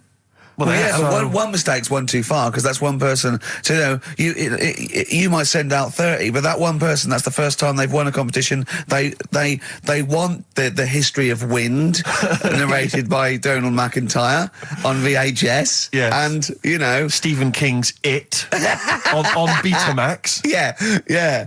No, they sometimes they want the best of Primal Scream on a cassette. Exactly. So You've got to make sure you're sending these prizes out. Final email from Andy. He says the webcam is pointing at the ceiling. Is it because the air conditioning vent is more exciting than what happens on the show? Let's put that down I now. think that's I'm gonna absolutely do that right. now. Hold on a minute. Now, just if someone is that good. People love the webcam. I don't know what they're interested in, because all I get is a picture of Karl's big head. It's not as big. It's just round. Oh. Get it right. Yeah. Karl, I'd like you to play the next tune. I got sent a little cheeky primer for The Cure's Join the Dots. It's B-sides and rarities, lots of stuff from them, from all over the ages. And it's amazing how good their B-sides are. Here's one of them playing. Yeah. Cure. And that's called A Man Inside My Mouth, which was the B-side to Close to Me. There's nothing amusing about that, Rex. I don't know why you laugh. Wow. It's called A Man Inside My Mouth. Yeah, I know. And that's fine. Yeah, it's like, this, the little man inside your head. Yeah. Man If inside a your man mouth. wants to be inside anyone's mouth, that's good. Good luck to him. Yes. But, There's nothing wrong with that. But I agree. Yeah. Karl, do you agree with that? What man in your head? What does that mean? Brilliant, isn't it? Extraordinary. He Look at doesn't his even face. understand schoolboy carry-on innuendo. Amazing. I know the fact that the play on words is too far then. What does he mean on site, the erection? And what? What do you mean dumplings, huh? You're a fan of The Simpsons. You know that character in The Simpsons, the gap-toothed yokel? Yeah. If I look at Karl when he's Cletus. perplexed, Cletus. Yeah, It's very similar. It's the kind of cliche comic book thing of having a mouth wide open to suggest gormlessness. Oh. It's amazing. Or an accommodating come on. Yes, absolutely. Karl, that little man inside your head, it's what, people use it as your conscience, don't they? All right. Have you ever heard that before? No. No? No. No? Okay. I was, Rick, I was watching Moonraker. It was on, I think it was last week. Yeah. I don't know how familiar you are with the James Bond films. I don't think I've ever watched a Bond film from beginning to end. Yeah. I've never watched one on DVD, and I've never gone to the cinema to watch one, and I'm not usually in on Easter Saturday. Exactly. Honestly. The thing about James Bond, when I was younger, I thought he was amazing. I just thought he was the ultimate cool, sophisticated hero. Do you know what I mean? My dream as a kid, like when I say kid, I mean a teenager, was to come home, which invariably he did. He'd come back to his hotel suite, he'd open the door, there'd be a trail of clothes, and he'd follow Yeah. and he'd go into the bedroom, there'd be a beautiful woman in the bed, You'd have said, clean up your clothes. What are you doing? You're messy. I'm going to get my mum to clean all this up now. Mum, She's got a bad back. there's a nudie lady in my bed. But and as I say, I used to think he was really cool and sophisticated, and it's only of late that I've sort of revisited these films, and I tell you what, it's his jokes. Oh. He is the most it's sense of humour. infuriating man ever. Absolutely. I mean, I don't know why people in the films consider him so... I mean, I think the reason that women in the films are always being seduced by him is because, if you notice, they normally got English as a second language. Right. So they don't understand. So when he's making those jokes... So they don't know when he goes, just keeping the British end up. Yeah, I'm just attempting re-entry. Yeah. If I was a British woman, she'd be going, what? What are you talking don't about? say you that. That dirty sounds bastard? awful, and it's a terrible It's pun, so Roger. lewd. What am I? Yeah, what am I? Yeah, There's one where yeah. And they just laugh And politely. they just laugh coquettishly and then, unzip their dress normally. Yeah. But some of the guys, there was one where he's being chased by a guy in a moped or something, and the guy plummets off a cliff and smashes through a van which is full of feathers, and he plummets to his death, and Bond just says, all those feathers, and he still couldn't fly. What are you talking about? What do you mean it's not a joke? It's just words. There's one where in Moonraker, he punches this guy, he's having a fight, he punches him through a plate glass window, and he lands on a piano, and Bond goes, play it again, Sam. What? And there's the one, I always remember there's the one in one of the early films where he throws a guy in the bath and electrocutes him by throwing in a thing, and then he goes absolutely shocking. But I'm just thinking, you just killed a man. I know. You're well, a psychopath. Yeah. And it's just so excruciating. If someone was doing those kind of jokes in the office, you would hate them. Do you know what I mean? You wouldn't want to talk to them. They'd be a bore. I know, yeah. Everything's a little one-liner. I know, and everything's a pun. Yeah. But I'll tell you what, he's a bloody good secret agent, Steve. That's true. So, they're not hired for their, wit and, stand-up ability. Exactly. So, there's swings and roundabouts. Yeah, I doubt Johnny Vegas could save the world. That's true enough, yeah. So, think on different people, different needs. Kings of Leon, California Waiting on XFM 104.9. Do you know what, Steve? We get emails and, we got our posters up around this show and people enjoy it. But I don't think we get the credit we deserve for picking the music. It's true. Because we're totally unplaylisted, and I don't know if people know about this, that mine and Steve's sort of first passion before comedy is probably music. We're really, we love playing each other sort of records and that. And maybe when we come back, we should do a show where there is no pressure like Karl doesn't press the buttons for us, pre-record it, where we just swap each other's sort of ideas for music. It'd be like the Ricky Gervais compilation tape. Well, sort of like, we're not talking John Peel, where we're trying to find obscure Belgian jungle and do demos. It'd be everything from, Kings of Leon, Lou Reed, maybe a bit of 80s stuff that people have forgotten about. Beautiful songs. So what do you think? I'd love to do that, Rick. I mean, genuinely, there's nothing more exciting to me than introducing to someone a song which they then go on and they love and they listen. Maybe they buy the album. But that's something to think about, maybe for later. Yeah. Well, it's like you say, the pressure to kind of come up with some, high caliber chat between each record. It takes a toll. But and that's it's a passion of ours, and we'd love to. But now it's Rockbusters. Can I just say something now before we do Rockbusters? A lot of people they come up to me, they say, "Steve, we like the show. When are you going to get rid of Rockbusters?" It brings it down. I'm not joking. I'm not joking. There's lots of people. But Come on, let Karl speak. Come off it. What? I know people who say you're never going to stop that, are you? So one of us is lying again. Well, not really. I'm talking about. I'm talking about people who've listened to the show. You're talking about Suzanne, your girlfriend. Martin. He'll be at home now with a pad, getting ready to play. But I should just. Mike Freeman did encourage Karl on a couple of occasions. He even tried to get him through with the answer egg when we were doing that naming animal round. Yes. So, but I should just say that people think that somehow Ricky and I are endorsing Rockbusters, that somehow by allowing it on the show, somehow we think it's good and we appreciate it. And I need to point out that it's more like when a child comes back from school and they've done a painting. Yeah. It's crap. Yeah. But of course you've got to stick it on the fridge. It's bigger than the house. You've got to stick it on the fridge because otherwise the kid's going to get upset. In this next episode, you've got to remember the cat is bigger than the house. Exactly. It doesn't look like anything. The humans don't have bodies. Their legs come straight from their head. Yeah, Mummy and Daddy. Please welcome to the stage Karl Pilkington's Rockbusters. All right. Right, so cryptic clues, initials, cryptic. And you work it out and you email in and that. Yeah. First one. Yeah. Don't be stealing my tools. Take your sister's. All right, and the initials NK. Don't be stealing my tools. Take my sister's. Yeah, so that's like the cryptic clue, and the initials of the artist or band is NK. Right. Second one. Buy it if you want. Not bothered. Think about it. Come back. Right. Come back if you want. Start again, Karl. I lost halfway through. Right. Start that second one again. Right. Well, you can buy. It's different. Well, the first one was buy it if you want. Now this one was we'll write it down. Buy it. Right. Do it. If it's a cryptic clue, all the letters count. Do it. Buy it if you want. I'm not that bothered. Think about it. Come back. Check some other places out first before you. Clue in the Times. So we've got no time for other clues. Right. So that's SC. Right. Do that clue again. Buy it if you want. I'm not fussed. Do you know what I mean? Think about it. Fust is making an appearance. Fust wasn't there before. Do the clue again. Initials SC for that one. Do the clue again. No, I don't want to do it again. You haven't finished it yet? I have. That's it. No. Do the clue again.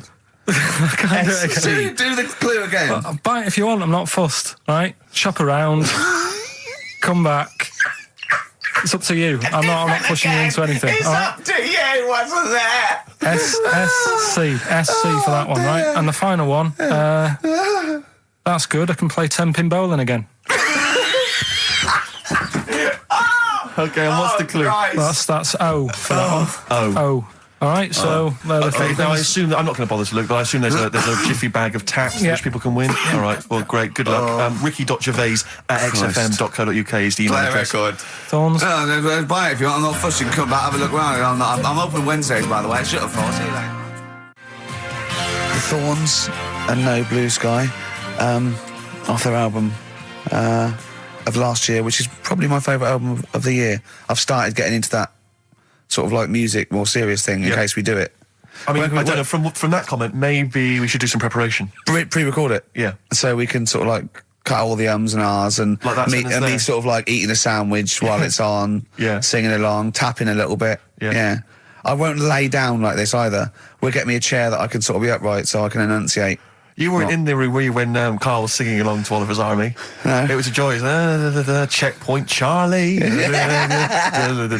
Oliver's Army. Nothing. No idea.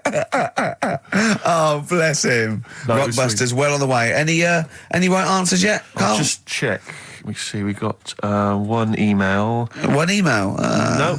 No, because they probably don't make sense. Yeah, no responses whatsoever. There's some on the text and that. Really? 83 XFM if you want to do it on the old text. Speak up, Carl. You're can do it not on just the on the radio, radio. Steve. No, we're on the radio. Yeah, we're live. Just letting you know, do it on the text if you want. Send it in on the text. And what? Well, what is it? Say it! 83 XFM. Right. Right? What's the email address again? ricky.gervais@xfm.co.uk. Are you tired today, Carl? Are you just bored or...? No, I'm all right. I'm good. Yeah? Yeah. Steve? Yeah, well, no, I just wanted to mention to you, I went to a pub near my house recently. I found out that there was a pool hall. You could join like a pool club there. And I love pool. I like to think of myself as looking a little bit like Paul Newman in The Hustler when I'm shooting pool. Yeah. And I went down there and I went with my flatmate, and it's quite a seedy pub in many respects. There's a lot of weird people in there, like alcoholics. And Why did they go there? Strange, isn't it? Weird, isn't it? Yeah, go on. And very, very odd people. And so he was a little bit nervous, and he said, I'm a bit worried, because there's a lot of kind of, there's people from the estate, the nearby council estate, Yeah. For want of a better word, scum, And so he's a bit edgy. And bizarrely, because I so wanted to play pool, I said to him, he went, I'm a bit scared about going in. I went, don't worry, you're with me. Yeah. I don't know what I was thinking. I don't know what that means. They're going to think, oh, wait a minute, the 6-foot guy with the lanky guy with the glasses, they're not going to mess with him. You go there, they take your glasses off and you go, I've lost. Exactly. That's it, I'm out of here. This is why I've never got into a fight, because if my glasses are gone, I'm screwed. That's the first thing you do. You really are short-sighted, aren't you? I'd be absolutely done for. And are you nervous are you sort of like nervous without them? Whenever you see like a kind of action film or whatever, or maybe like a horror film, the nerd loses glasses and he's scrabbling around on the floor whilst the killer coming behind him. That's me. Really? Yeah, done for. Absolutely done for. What did you do when you were at school, when you had to play tennis or football or rugby or something? Kept him on. That's dangerous. Well, of course it is. That's why I was never, as good at rugby as I probably could have been. Because of course you can. How can you play rugby with glasses on? I'm in the scrum going, careful! Your boots! Hello! Yeah. Never mind me nads. Exactly. Watch my glasses. But, so I went in there, because I used to do judo when I was very young. Well, that's impossible. But this is ludicrous. That must get falling off. Oh, of course. What about gaffer tape? Just sort of like round. Yeah. Well, I bought something like a kind of a sports strap to keep them on, and it just pushed them right into my eyes. I could barely see. I was almost blinded. But I swear, when I used to go to judo, I'm sure that the other kids were being taught, right, just knock Steve's glasses off. Knock his glasses off, you can get him. Dear. And so I'm always a bit edgy about fights, but for some reason I felt super confident going in there. I swaggered in and into the pool hall, and it's one of those places you've got to sort of knock. It's like a speakeasy. You've got to knock, and they open the door, and you come in. Yeah. And I'm in there, and my flatmate. One of those things you slide like a little letterbox. They slide over. You knock. Up. When you put your face there, you just knocked your glasses off. Exactly. And so I went in there, and in a way, my flatmate was justified in being a little bit edgy, because the conversation we could overhear, the table next to us, we were playing pool, the guy next to us was going, yeah, of course, the bloody police. Spent Boxing Day in the Nick. Absolute nightmare. Were you getting nervous? So I was getting a little bit edgy, because I didn't know, but then I thought, they don't mess with their own.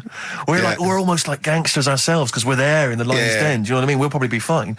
So then, there's just an old guy serving at the bar, in his 50s, and some guys go over to the jukebox, some young kids, they're just hanging out in the pool hall, they're pretty cool. They put some money in the jukebox, and in first track, Coldplay. Fine, I'm thinking that's nice, I'm playing pool. Second track, hardcore German techno.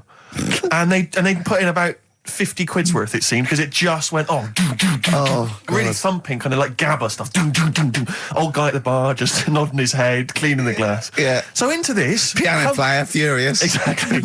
Into this comes, like, what appear to be a family of holidaymakers with kids. So they've entered this, like, seedy pool hall. We've got, the Cray twins playing pool next to me. They've come in, the German techno's blaring. They come in, and there's, like, kids, and they've got the baby in one of those little pouches, and they sit down, and the weirdest thing was one of the guys, the uncle, let's say, of the family, he picked up the kid, and he was about to put the baby down in a chair, and I thought, hang on, that's quite a hard-backed chair. And as he did it, the baby's head just went fa-doom and hit the back of the chair, and just flipped back and hit the back of the chair, because he just lumped it down in the thing. And it started screaming, it crying, and the teenagers were rocking to that. They loved it. And then he came over, and It was transparent what had happened, and the mum was going, "What's happened? The baby's crying." And he went, "I don't know what happened." And I wanted to lean over and go, "You lying swine! You know what happened? You just hit his head." I wanted to go, just take her aside and say, "Never let him handle your baby again." No, the head was wobbling around. He put it on just heavy. I could see it coming. I don't know. And who knows? You might turn out like Karl now. That's a point. But what do you do in those situations? You know, do you Well, I'm assuming by the way you're taking it lightly, the baby wasn't hurt in any way. Just made us. Well, then. But it was still a bit. Then you keep out of it, don't you? What are you going to do? Call the authorities and go, "It was him." Yeah. But I don't know. I mean, I don't want to name the place in case I get knifed. I imagine you trying to swagger it when you overheard him talking about the neck. I imagine you know him go, "Yeah, pigs." Sorry? Yeah, I ate the pigs as well. No, I'm a lawyer. I was down there. Exactly. Oh yeah. Sure. Oh dear. But I'll be going back there. I feel like I'm one of them. I mean, I've told you before, Steve, stay away from working class people and bad men in trainers, because, you know, you hang around with ne'er-do-wells and you're going to get your glasses knocked off. That's true. McCarmont and Butler doing their version of Back for Good from the Enemy War Child charity album. I like it. It's a good cover.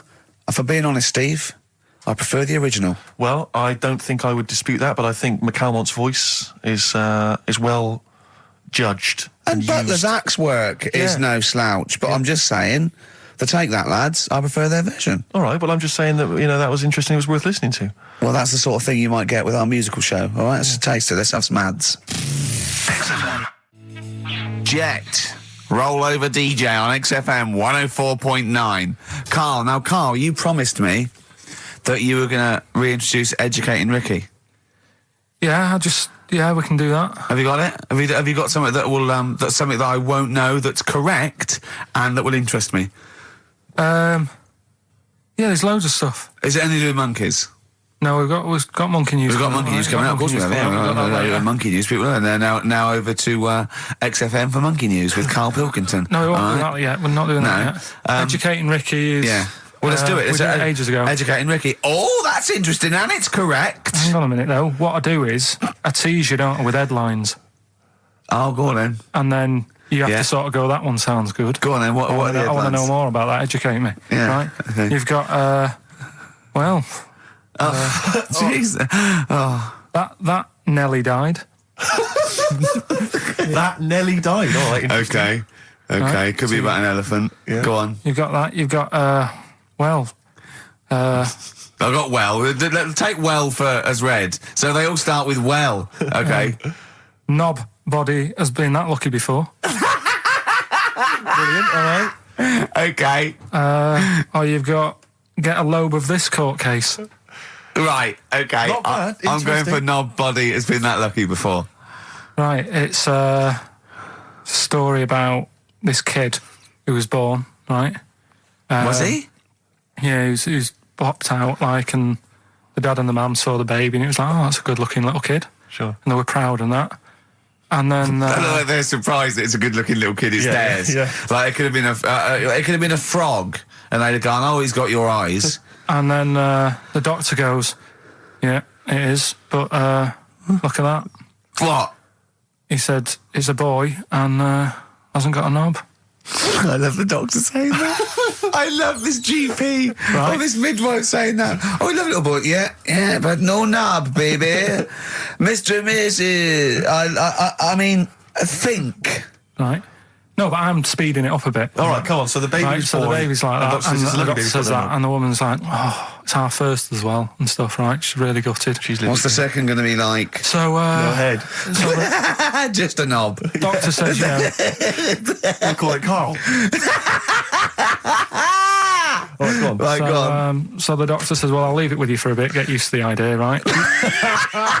As opposed to throwing it away. So he wanders off. Yeah. He comes back with a smile on his face. Right? Found the knob.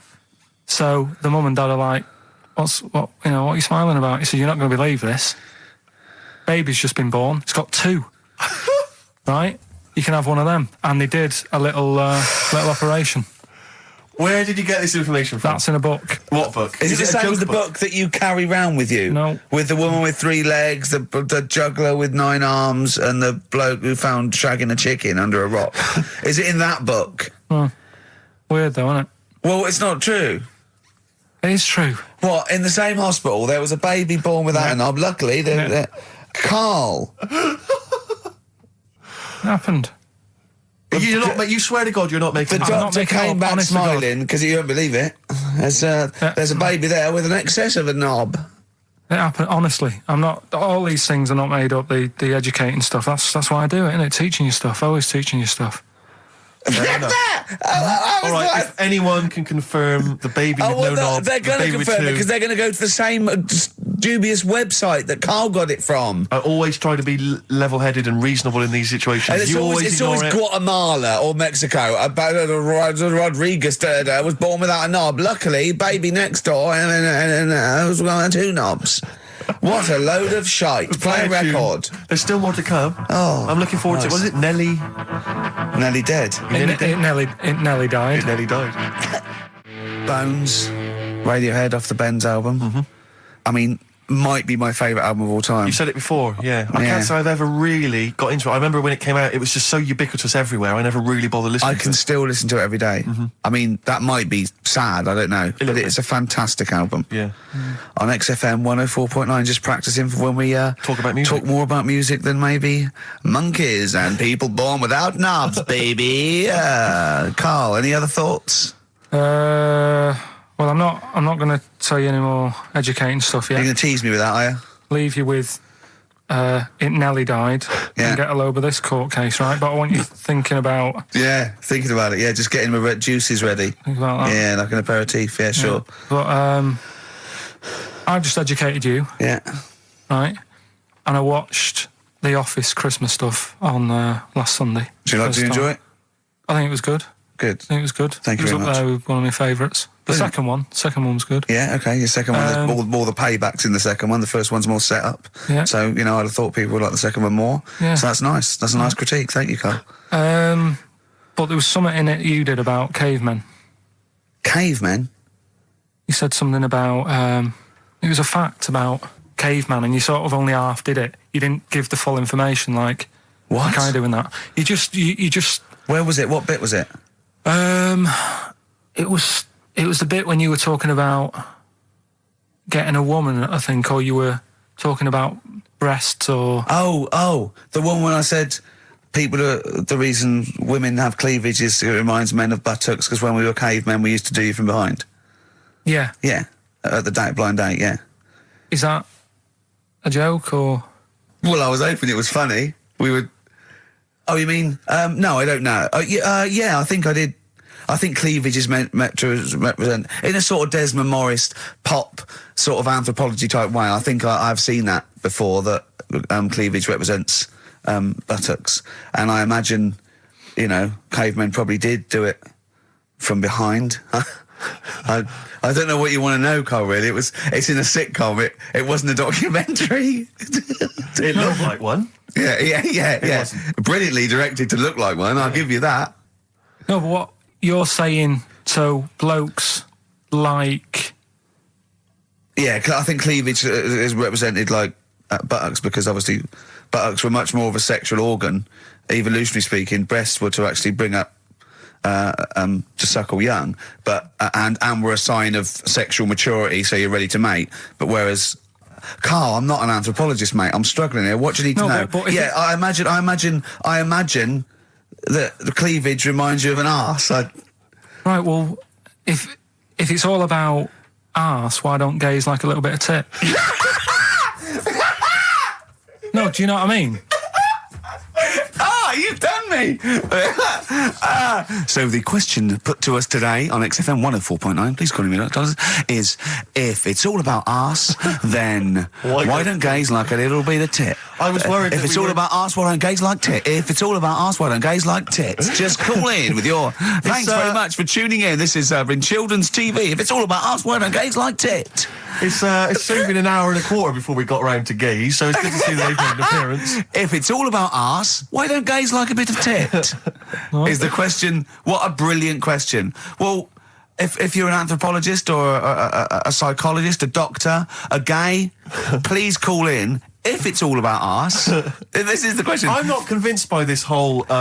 cleavage looks like an arse. That's no, not Steve. Nor am I. It's a bit of mock anthropology. I didn't think it would be under scrutiny. I think it's more likely that the reason men find cleavage attractive is because they know there's a lovely pair of Bristols down there. Yeah, so And they it's look at the like, cleavage, they ooh, go, here we are. if that's what's on show... Exactly, imagine what's down If below. that's in the front window, right, what's he I'm got in the gonna back of the shop? Oh, dear! Oh. The Coral, Bill Mackay on XFM 104.9. If it's all about arses, Steve, why don't gays like a bit of tit? I think there might be a lecture on that at the Royal Institute tonight. I'm not sure. It's Stephen Hawking. Yeah, I think he's given a lecture. Brilliant. I'll tell you something else, though. That's about cavemen and that. Yeah. Right? Not really, go on. Do you know...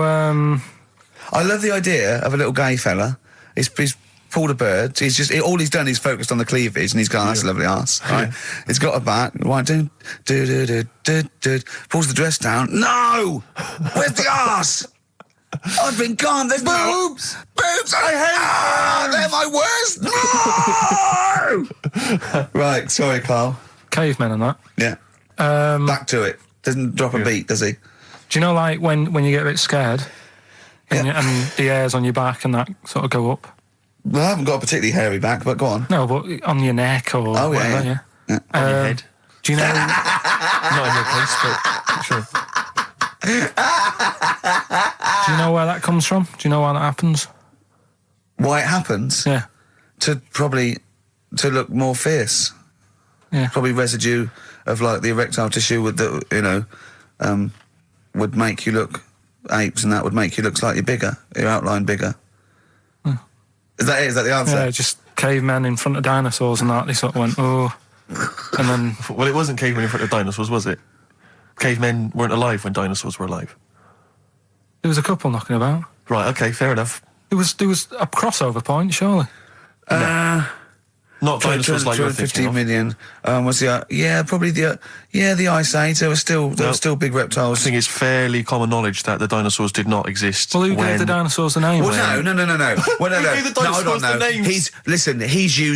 He's using cavemen as any genus of Homo. Right. I know he's thinking of the Flintstones, Yes. but I'm giving him like an instep into evolution here. But I should just point out, cavemen didn't have cars which they motored by running along the street. and they didn't mix cement in pelicans. You're aware of that? Right. Go on, Karl. Should we have the Rockbusters answers? Yeah, We've got to go get on, that I'd tat out of the way. I'd love to. Number one was, don't be stealing my tools. Take your sisters. The initials were NK. That was Nick Ursaw, right? Nick Ursaw? Nick Ursaw, 80s. I don't know. I've never heard of that band. Sort of Nick Kershaw. Nick Kershaw. Yeah, Nick. Sorry, what? Nick I don't Kershaw, understand it. that's- Nick. How does Nick Kershaw? Second one was, No, don't move on. Nick Ursaw. What's Nick Ursaw? Jesus. All right. It doesn't count. It's Come on, not a moving clue. on. Let's just leave it behind us, all right? Second one was buy it if you want. I'm not bothered. You can think about it, come back, have a look around, think it over. I'm not fussed. The initials were SC. That was soft sell, right? That works. Yeah, Well done. That works. right. And that's good. I can play 10-pin bowling again. That's O. That's outcast. All right. What? What does that mean? Outcast? You're out. You broke your arm, right? Got the Oh, cast that's off it. ridiculous. That's ludicrous. I mean, that's You ridiculous. broke your arm, you were in a cast, you got rid of the cast, you're outcast. Did Yeah. anyone get that? Yeah. I mean, I am stunned. I think, to be fair, that was because how many bands begin with O? Yeah, I think that's why people got it. exactly. But they were guesses, yeah. I could probably make Oasis work if I tried hard enough. We've done that. Oh, pardon me. God. So, outcast. That's ridiculous. Why is it ridiculous? But We've it's had worse than that. ridiculous. We've had worse than The that. leap to We've had bowling. worse than that! No, Imagine that! I remember when I did my wrist in, then it fixed. I went 10-pin bowling. Why did you do your So it's wristing? what you did. Brilliant. So next week's quiz is what am I thinking? You're an idiot, Karl. Play a record. Who's the winner? Why did you do your wristing? Crash. I had a bit of a what? crash. Had a crash. You had a crash? Yeah. That sounds like a story we've not explored. Not much to it. I just went on a free sort of rally day. Got in this car. I'd been working all night, right? So I wasn't the best condition to be whizzing around a track in a car, Sure. like a Formula One type car. Yeah. Spun out of control, hit some mud, smashed it all in, wrote it off, and I didn't realise I'd done load of damage until... Well, you landed on your head, but you were fine. Yeah. Who's the winner? Mike Godliman. Bad Time from the Jayhawks on XFM 104.9. Steve Merchant, Ricky Gervais, Karl. We're having a good time. We are indeed. All right. Yeah. Karl, what you got lined up for us now? Right, well, you've got a choice. Nearly dead? You can have a bit of educating. Yeah, let's have educating. Come on. Educating, Ricky. Actually, can we just clarify what this is? I think a lot of new listeners perhaps aren't familiar with this. It's when Karl looks on the internet and finds a weird story about, the double knob fun, and tells me about it. And it's usually not true. Okay. If it is true, I know it already. Go on then, Karl. They're not really weird stuff. It's just stuff that's gone on. That's interested me. That's all it's about, and I educate about it. I should just confirm that we've had a number of emails that say the baby born without a knob and then having one transplanted from a baby that luckily enough had two knobs is apparently true. Right, Yeah, no, listen. So, I don't question that you could be born with a deformity and get someone's, fingers, knobs. What I'm saying is, it didn't happen with the doctor goes, I'll leave with it. I don't believe it. That baby's got two knobs. Exactly. What a coincidence. I bet that little bit of information isn't in there, is it? Sure. That he went out the door, I'm going to get a coffee, came back, bloody hell, hold on, look, there's an extra knob, I found an extra knob. We can put that knob on there. Perfect. right, well, you've opted for the headline, It Nearly Died. Right? Yeah. It's about this elephant. Yeah. 80 years old in Africa. Right? It's had quite a good life and that. But then what happens is, I don't know what it's been eating, but its teeth fall out. Yeah, that's what most elephants die of that because they grind them down, the teeth, until they can't chew anymore. And most elephants dying of old age with an elephant is the fact that you haven't got teeth anymore. Well, it's had a good innings. It was 80. Yeah. Right? So anyway, they used to pulp the food up and feed it to it, and it lived quite happily. No, what they did was the village got together, said, chewed the food for it. That's sad, isn't it? Made it some false teeth. Made it some teeth out of wood. Wooden teeth for this elephant. That's 80. What do you think of that? I don't know. I don't know if it's true. No, well, forget that. You've been proved wrong once. It is true. What do you think about that? Karl, it's like saying, my Auntie Nora saw a ghost. What do you think about that? There's no comment. I can't comment on it. Would you have gone to the trouble, is what I'm saying? To build an elephant some teeth? It's 80. Yeah.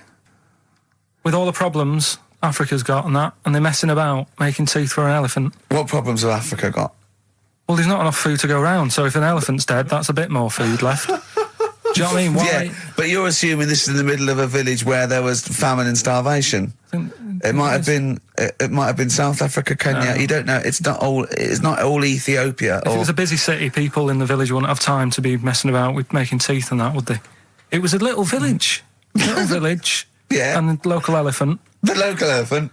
Like a local post office? I'll meet you by the elephant. No, to be fair, Rick, I think I saw Bob Geldof on TV saying, please, people, stop making elephants' teeth. They are eating all the food. We're sending it over there. F the number. Where's the teeth? I don't know. It's possible. Send us the teeth. It's possible. It's possible that they made this elephant some dentures. It is possible. Wouldn't it have been easier to just pulp it? Exactly. Mash it up, serve it some soup or whatever. Yeah, I think if you're making its teeth, it's really. So I'd have thought I wouldn't have thought it would work for very long, and I wouldn't have thought the elephant would understand that it was teeth. So I wouldn't have been able to thought that villagers could do it. I mean, top veterinary surgeons could have done some, but I think they made it all goodwill. But I don't want to thought it worked, so they probably ended up dying or pulping it like I suggested. But thanks very much. Play a record. No, but didn't you say something about wooden teeth? Someone had wooden teeth. I don't know. I think that was possibly my grandparents.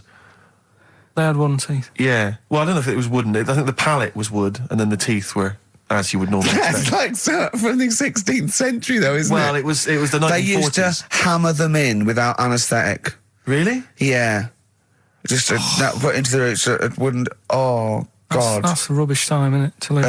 And other people's teeth, other dead people's teeth, you could replace it. Just bang it in for a while. Oh, God. Unbelievable. Oh, dear. Play a record, Karl. If you've had teeth hammered into your gums. Placebo. English Summer Rain on XFM 104.9. Right, okay, you got the final educating rookie, Karl? Get a load of this court case. Yeah. What happened was, right, Allegedly. Fella's in court for something that he shouldn't have done, right? Yeah. You got all the detail then at your fingertips. And the jury says he's guilty, right? And the judge went, what, he's not guilty, off you go then, right? He misheard it. They couldn't do anything about it, because once the judge has sort of said, you're not guilty, off you go, you can go home. And the jury were like, what are you doing? They said he's guilty. And he's like... What do you think of the Thorns album? I'm quite a big fan, Rick. Yeah, I like that sort of alt country sound. I think I it's, know. I like that compilation you made me. That was that sort of thing. really good. The Jayhawks, thanks for that, by the way. There was the hanging one, wasn't there? There was the hanging one that happened. Are you still here? What bands have you been checking out recently? Any new things? Just exploring all kinds of stuff. Obviously, I like dipping back into the old stuff. I've been appreciating a lot recently, Rick. Billy Bragg. Oh, brilliant, yeah. Great guy. Isn't he playing He's soon? playing in March, yeah. You might want to try and You heard check about it out. the hanging one when What's this the called? fella was... Sorry, mate, go on. When the fella was hung. Well hung. He was hung and... Hung? Sorry, what's hung? He was hung by a rope. So, isn't that... No, I think it wasn't he a Chinese emperor? And wasn't he hung? Yeah. He was hung. Some fella who'd done something, they hung him. And, They wanted him, It's not a word anymore. He was hung. look, don't be doing that again, because you said squoze wasn't a word, and then I shown you a menu today that someone sent, and it said fresh orange, Yeah. squoze. Inadvertent commas, and next to it was the word colour, spelt C-O-L-O-R. So, presumably either the American menu, right, in which case there's loads of American words that we don't use, or it's just a badly typed piece of work. Anyway, there was a bloke that was hung. He was hung and that, but he didn't die. Hung on that, he was definitely a Chinese. Hung on that, yeah. I remember him now, yeah. He didn't die, and they said, oh, just hang on a minute whilst we change the rope and that, and he stood there waiting, changed the rope. They tried to, do it again, and didn't work. It didn't work, right. So, they got another rope, right? Didn't work. And then they had to let him go, because it's like there's a well-known saying or something from this thing. Yeah. Have you seen? Do you like "Oh My Car's On" by Tim Burton's new single? I don't know that I'm particularly It's familiar with brilliant. it. Can we play it a bit later? No. Yeah, can we play it? Let's play a record now, and we'll talk more a bit later. Yeah. Hey, can you, Karl, would you shut up from that?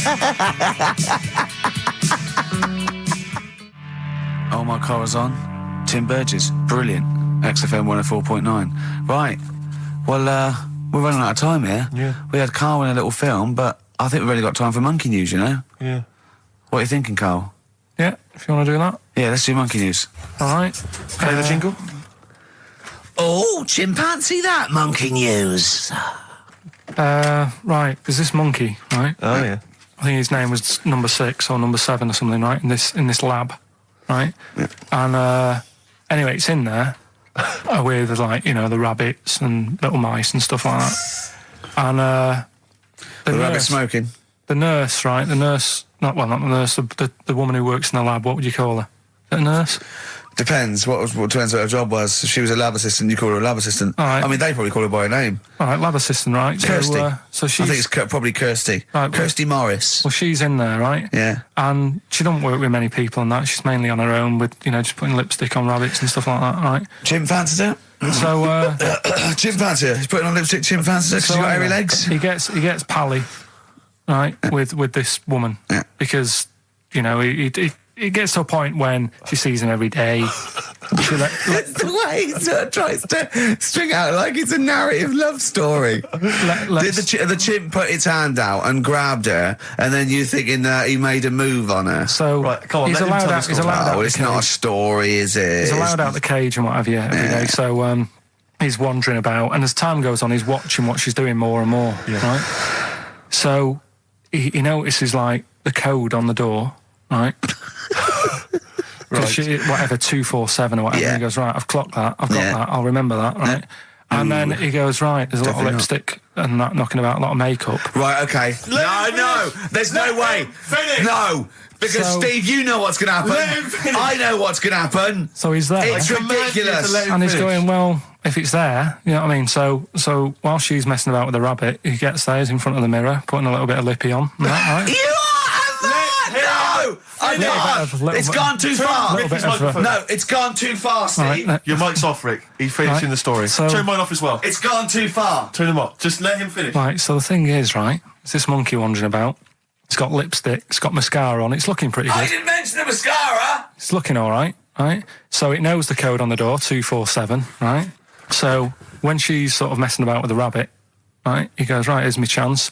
He's looking good, 247, out the door, through the reception man's there. He's like, all right, Kirsty, right? Don't talk shit. I Feel Free from Cream. That's pretty much the last track, isn't it, guys? I imagine on XFM 104.9. Well, I mean, yeah, I've got nothing to say after that ridiculous story. I mean, that's worse than the bank robbery to me. Yeah. That he clocks that, and the bloke on the desk. All right, Kirsty. Oh, you're 2 foot shorter and hairy. She wasn't a looker anyway. So. She wasn't a looker anyway. Brilliant. Oh, play a record and say cheerio. We'll see you next week for the last time for a little Just while. got ads and... Oh, adverts. Oh, I'd love to end with adverts. See you later. It's brilliant. Going out on a bang. XFM. Ladies and gents, you're listening to XFM 104.9. Big thank you to Ricky Gervais, Stephen Merchant and Karl Pilkington.